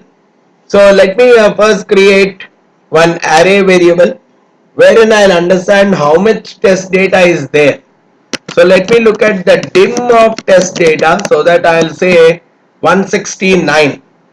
So what I'll do is I'll create a variable called pred, which is a dummy with 169.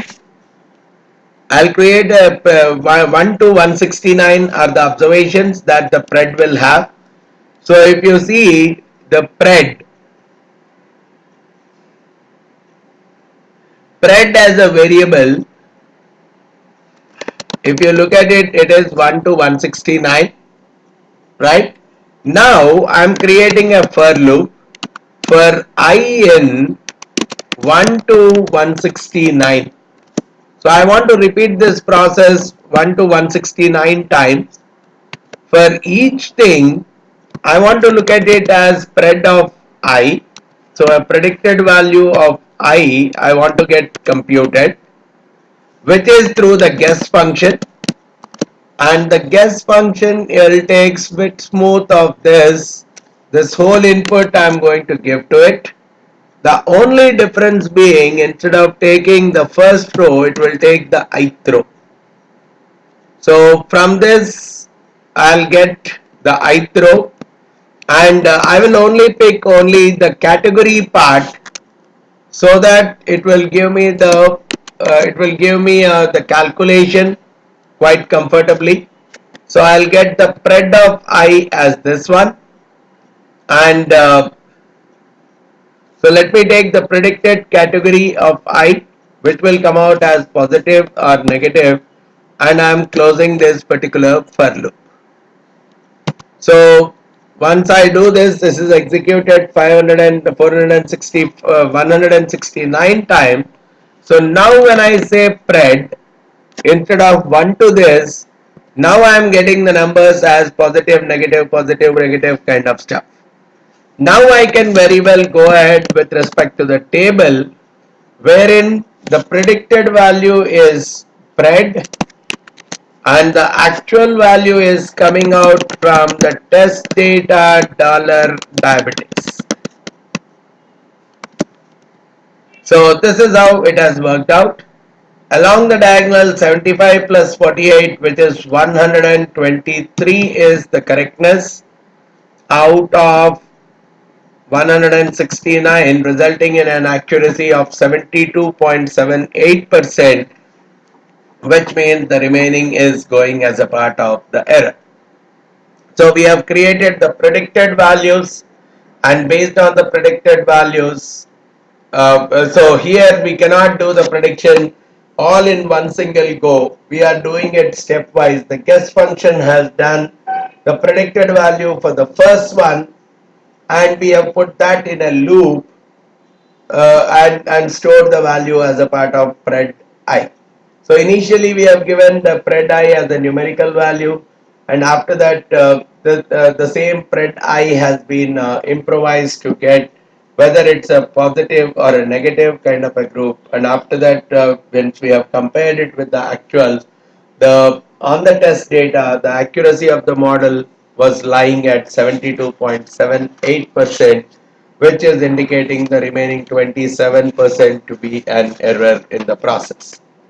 So that's how you can use the probabilistic neural network, right? Let's see. We have looked at the performance statistics of the fitted model. Perf is the name of the function that we have used, and the smoothened model is what I have to give as an input to it. Based on that, I can very well assess the performance of the model, which will tell me on the training data, if it has to again use the model back on the training data, what are the observed values and what are the guessed values. Based on that, on the training data, we'll get a measurement of what is the level of accuracy and what is the level of error. Right, so we are getting the observed values, the guessed values, the successes, how many successes are there, how many failures are there, what is the success rate, and even the Bayesian information criteria on the training data we are getting. Then use the guess function to do the prediction for the first observation of the testing data. So use the guess function to do the prediction for the first observation of the testing data, and once you are able to get it, once you are able to get the category of the same, you can use a for loop to repeat the process across all the records of the test data, and based on that get a prediction of all the categories from the test data, and after that you create your confusion matrix between the predicted values and the actual values. Based on that compute the accuracy rate of the model or even the error rate of the model. So that's how the probabilistic neural network can very well be used. Let's see if I can plot the probabilistic neural network.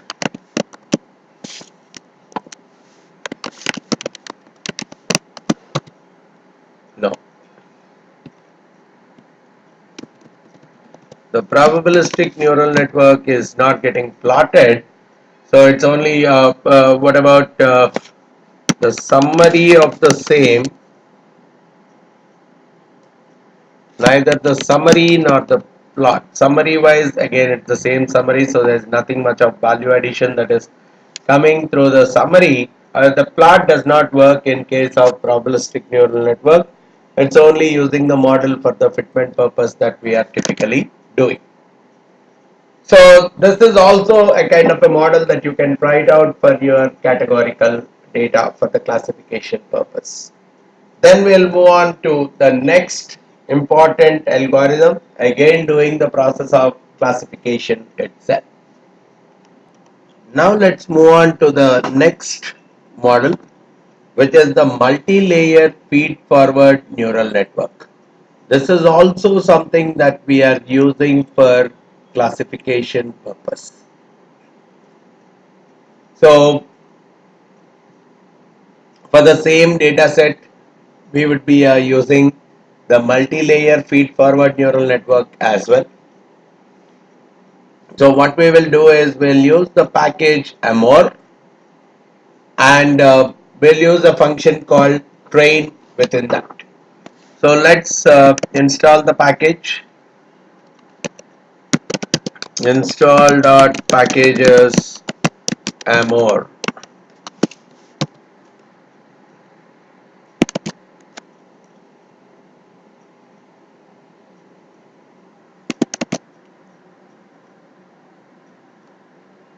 Oh, sorry, I have to put it in quotes.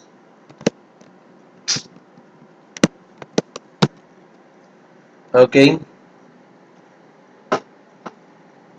the amor package is installed.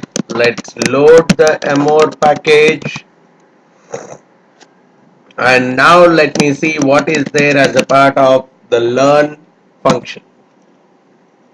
Learn function, it also creates and or updates a probabilistic neural network. So even this, oh, this is there as a part of, sorry, it's not learn, I'm sorry.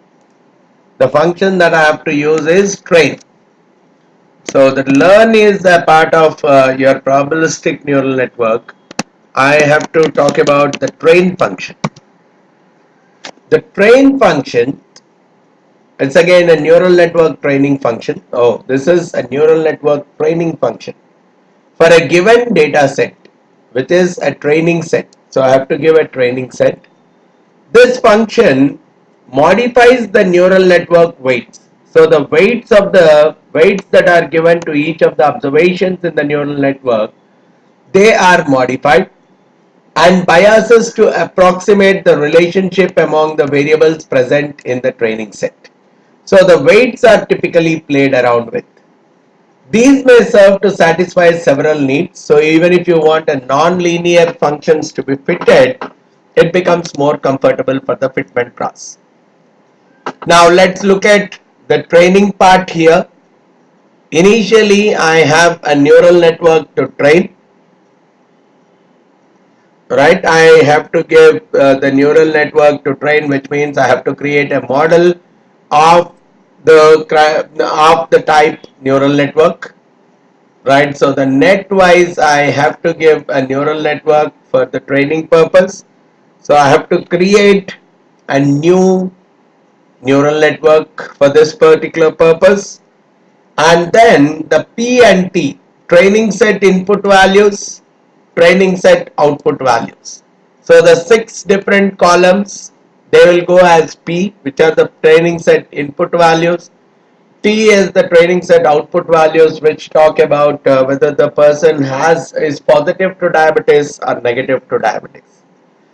Then the P value is the validation set input values for optional early stopping. So if I want to stop early, I can give a P value and a T value. The error criteria, there are 3 different error criteria based on which I can work. One is the LMS, which is the least mean squares error, or I can go with LMLS, which is the least mean logarithmic squared, or I can go with TAO, which is the tau error. So I can go with any of the 3 different kinds of error criteria in the process.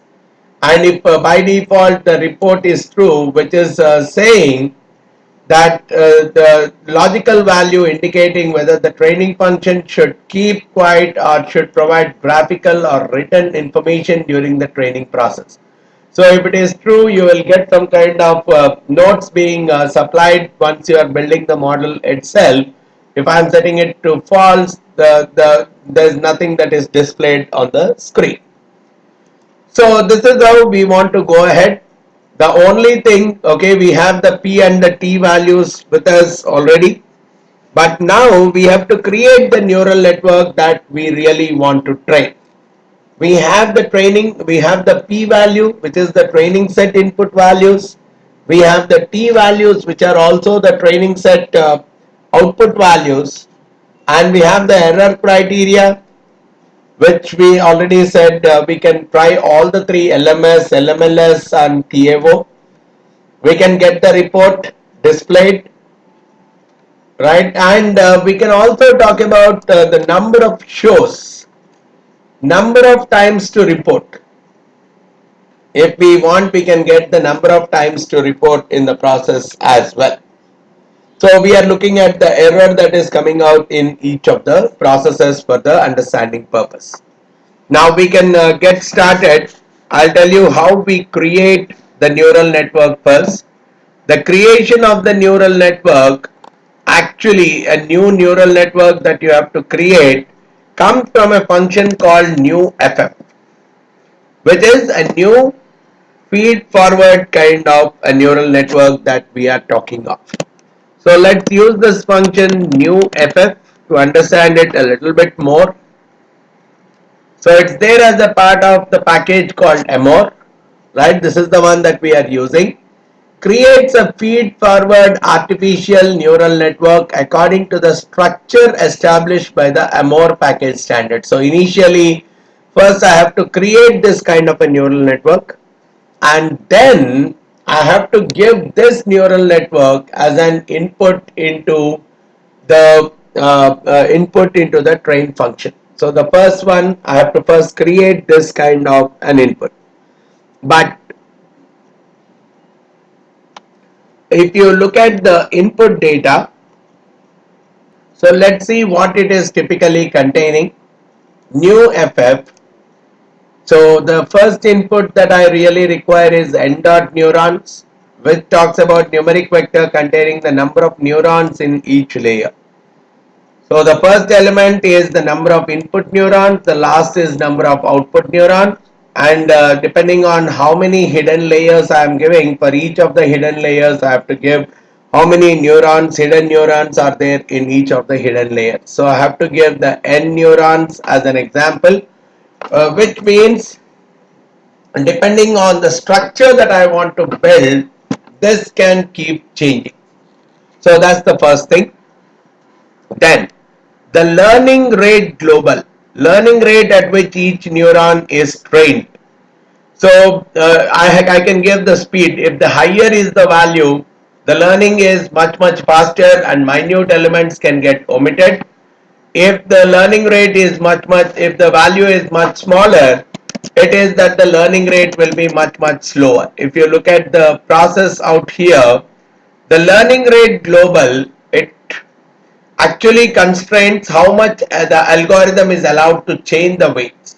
So if I set it as 0.01, the weight can be changed only by the extent of 0.01. So if the current weight is 0.32 for a particular variable, it can either make it to a maximum of 0.33 or 0.31 in the next stage. So the learning is much detailed if we are setting a much smaller value, though it may take some extra time for the network to get trained, but there is a lot of detail in getting trained. Then we also give the error criteria in the process, right? Okay, the momentum global is momentum per every neuron. So for several training methods, I can give the momentum. Generally, we set it at 0.5. The error criteria, I can give any of these three different kinds of errors. So how close is the neural network prediction to the target? What is the way it will decide that a particular neural network is very close to its target? So that is what is the error criterion. We will try out all the three to see if there is some kind of a difference in the model: LMS, LMLS and tau error. So those three can very well be given as inputs. Then I can also give the hidden layers, the activation functions of the hidden layer neurons. If required, I can very well specify the activation functions for the hidden layer neurons. So we have a pure linear or tangential sigma, sigmoid, hard limb or custom. So we are having different kinds of hidden layers in the process. Output layers also I can have any one of these activation functions. So we can try all the combinations out here.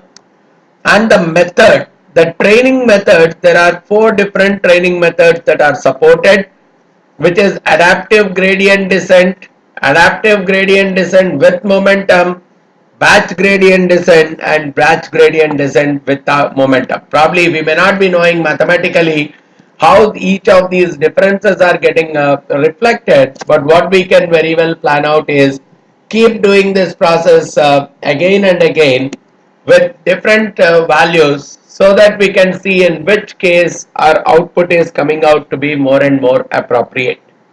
So initially first let's create one model with the new FF. So let me call net1. Let's say we'll do a 2 or 3 different kinds of models. So let me use new FF. The first thing, n dot neurons. I will set the n dot neurons as, so we have how many? We have 6 input neurons, right? And I will make it as 3 in the first layer, 2 in the second layer, and I'll put 1 output neuron. So that's how I want my number of neurons to be created. Then learning rate global, I want it to learn slightly slower, which is where I'll set it to 0.01. Again, this is a kind of a flexibility for me. Momentum global, I will set it to 0.5. Again, this is another area which I can play around with flexibly. Error criterion, let me call this as LMS to start with. But again, I can change it to LMLS and all the other stuff. Then STAO, which is in case it is tau, then I have to specify it. And because this is not tau error, I am specifying it as NA, not applicable kind of stuff. Then I can also give the hidden layer, I'll give some kind of activation function.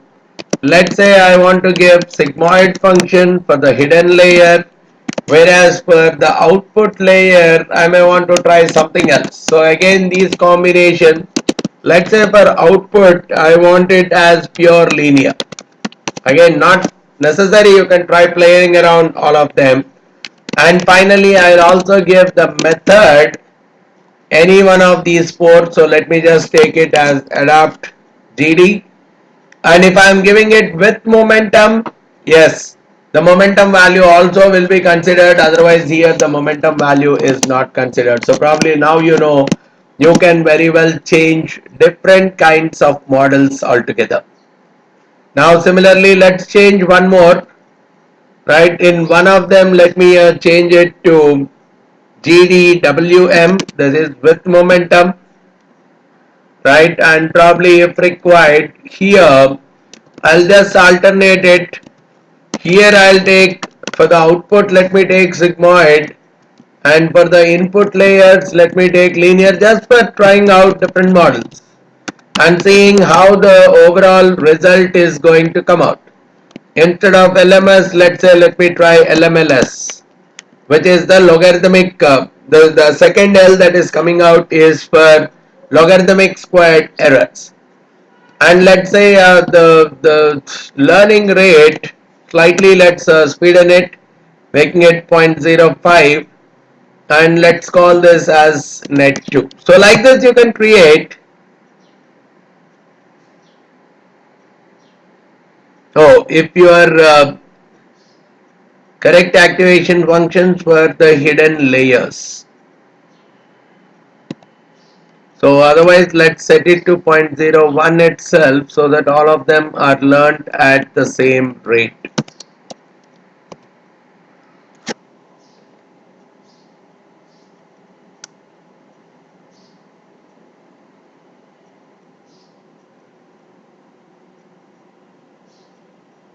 Okay, hidden layers, pure lin. Sorry.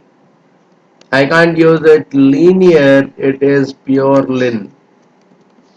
Pure lin is what is pure linear.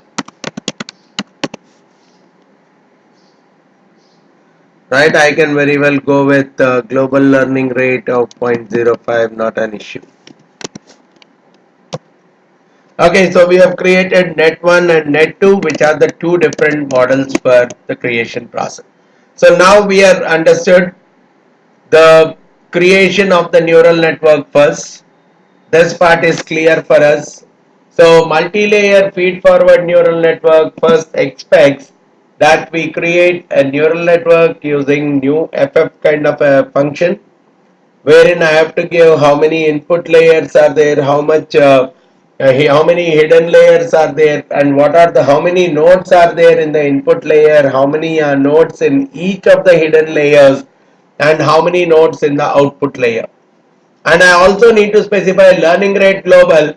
So by what extent the weights are going to change from iteration to iteration. The lower is the weight, the slower is the way in which the weightages are changed and various iterations are being done, and finally the best possible model is being selected. Error criteria, talking about different kinds of errors that we are using in the process. Hidden and output layers, basically talking about what are the type of activation functions I can give for both the outputs as well as the hidden layers. How do I transform them from one form to other? We have five different kinds of transformations that are available for each of the hidden layers as well as for the output layer. Then the solution strategy for converging on the weights. How do we converge on the weights? We have four different methods. One is the adaptive gradient descent or with momentum, or we can also look at the batch-wise gradient descent versus batch-wise gradient descent with momentum. And we can also set the method where the report equal to true, so that we will get a kind of trace of what has been performed during the process. Now using this, we got two models created. Now our data is, okay, the data wise, here I also require my data to be scaled. Just like any other neural network algorithm, I want my data to be scaled. So let me quickly look at the diabetes 1 that we have used in the beginning to see if this is already scaled. Yes, the diabetes 1 is already scaled data. So I'll use this diabetes 1 that we have created in the beginning, which is a scaled data which contains even the output as scaled as well as the input scaled. Right, I can very well use this. So we'll create a training data and the testing data on this set. So initially we'll set the seed as 1000. Then I'll create a variable called train, which is using the sample function. Right, from 1 to 564, we are picking up 395 values randomly with replace equal to false, no duplication in the process. So from there I am getting my train data, which is nothing but a subset of diabetes 1, which includes the rows that are there as a part of the train, and it takes all the columns. Similarly, when I am talking of test data, it's also a subset of diabetes 1, which takes the rows which are not there as a part of the train and all the columns. So I have a training data with me, I have a testing data with me. Now I can very well go ahead in terms of doing the fitment. So here you could see that there are n number of combinations of the models that get created.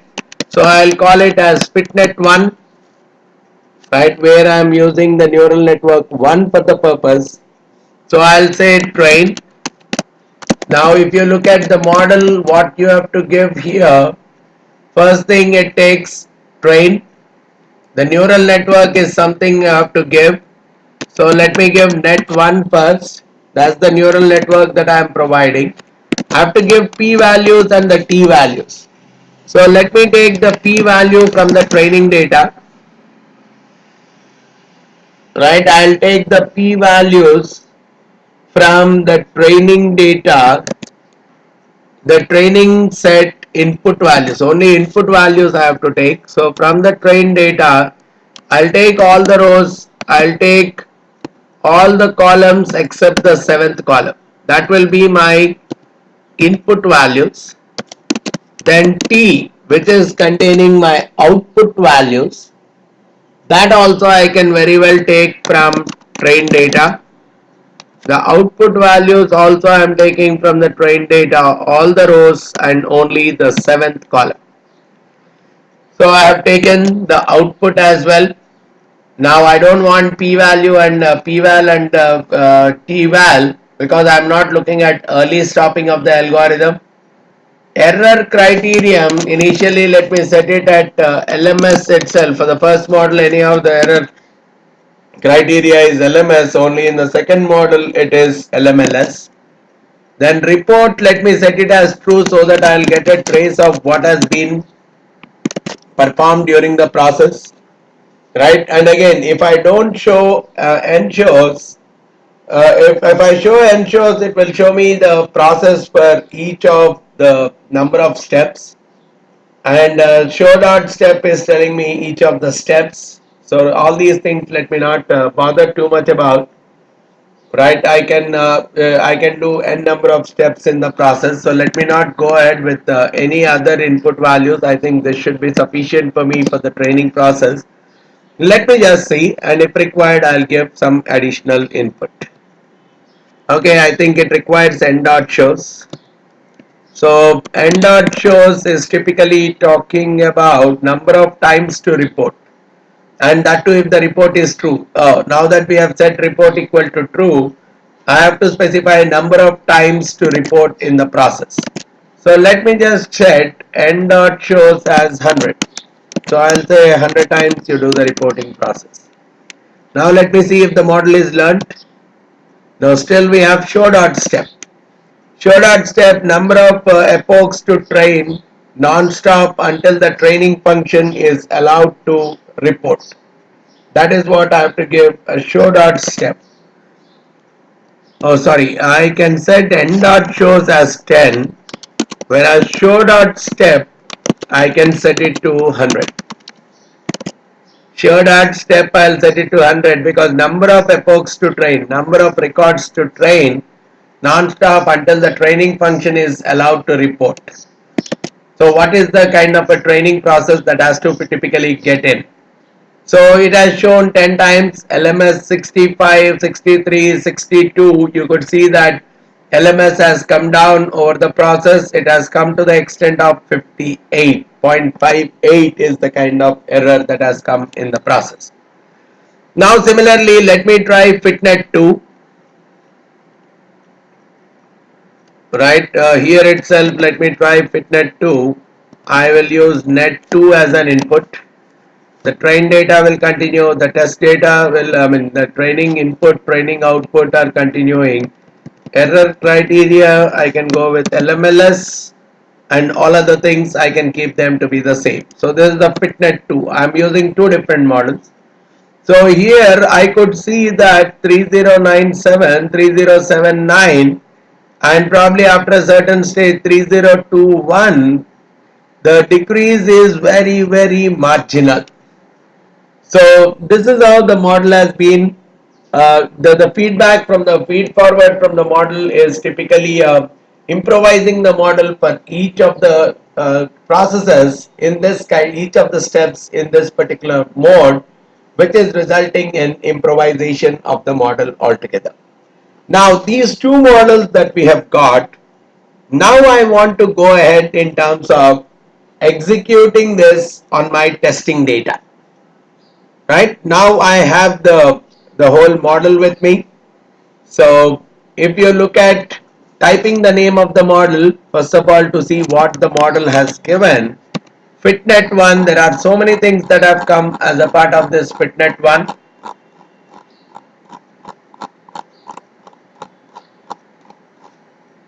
If you look at fitnet1, okay, these are the layers. So there is a dollar net. Within that we have layers. There are -1, -2, -3, -6. Then we have, so these are the input layers. These are the hidden layers. For the first hidden layer, these are the nodes, second hidden layer, and this is the output layer. Then we are talking about the neurons. In each one of them, if you are looking, the activation dot function is the second activation function, which is what is the sigmoid that I have taken. Then we are talking about, there are two different activation functions. For the hidden, it is the sigmoid function. Then you could see a few more inputs in terms of the parameter values. And the method that we have gone with is adapt gradient descent. So this is the whole process that has gone in terms of the first method. Now what I can very well do is use the first method, the name of the method $net. So if you simply say fitnet1 $net, if you just see this fitnet1 $net, it actually gives the entire model that got fitted. So this is the total model that got fitted. Now what I can very well do is I'll execute this model on the testing data. But the execution of the model, this one on the testing data, goes through a function called sim.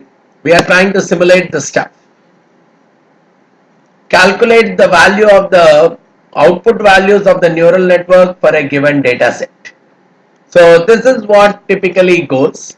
I have to give the neural network and the data set of the input values. So that is what will be executed through the sim. So what I can very well do is I'll say predicted value, where I'm using sim, and the model wise I'll use it as fit net $net. So this is the model that I'm using, and I'm taking my test data, and this test data should not contain it should not contain my output value. So I am putting it as -7. So based on that, there is a simulated value that is coming out for the predicted. Now look at what the pred is giving you. It is giving you the probabilities. The pred is actually giving you the probabilities. So what you can very well do is you can very well set the pred. If pred is less than 0, right, now you can say pred1, which is nothing but if else pred is less than 0, then set it as 0, otherwise set it as 1. That is the pred1. Now you can very well find out pred1, which comes out as zeros and 1. Similarly, we have actual 1 also, which is already existing in our data. Now I can create table between pred1 and actual 1, which will tell me the matrix. So in this case, it has given me that 121 are correctly predicted, whereas 48 of them are errors. So this model again has given me a 71.59% accuracy when I am executing the same on the testing data. Similarly, I can try out my model 2 here, right?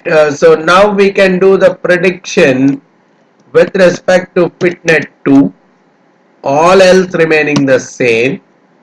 So we got a pred value. Then again I can create pred1 out of it based on the predicted values if they are less than 0 or greater than 0. Then I can very well create a table function to understand pred1 versus actual 1. Oh, this is given a completely different story. Pred1, now if you see the pred1,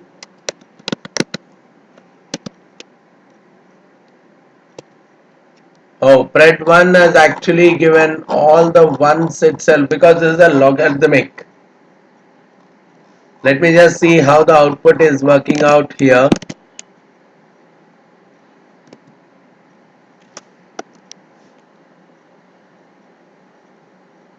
In this case, the error rate looks like slightly higher.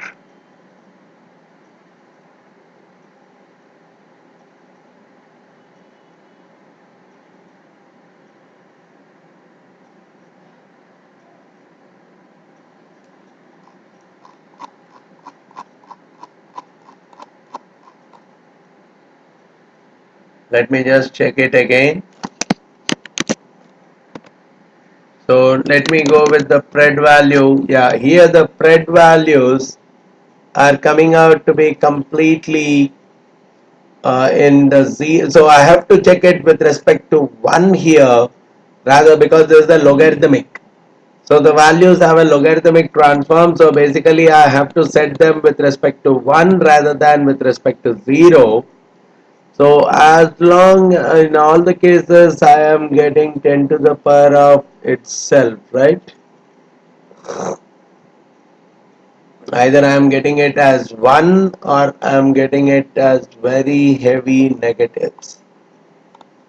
Either 1 or very heavy negatives is what is coming out in the whole process. So the overall this model is everything is getting fit as a part of 1 itself. All of them are getting positives, so the overall accuracy of this model is is not up to the mark. Whereas in the earlier case, at least we have found that the accuracy of the model is much better. And there is no way I can even plot fitnet1. So we cannot plot the models that we have fitted even through this. The only thing is whatever the models that have got fitted, we are trying to test them out on the testing data, and based on that we are trying to see what is the level of accuracy or what is the level of error rate that is coming out after the implementation of the model. So that's the way out. We can go ahead in terms of using all these different kinds of algorithms of neural network for the classification purpose. So this is what I wanted to take up as a part of this session. I hope you got a good amount of overview regarding the usage of all these mechanisms. If you have any further queries, you can very well get in touch with me by giving me a call on the number that I have given below, or you can send in an email at vamsidhar@pacegurus.com. Thanks a lot for listening to this session. Thank you very much.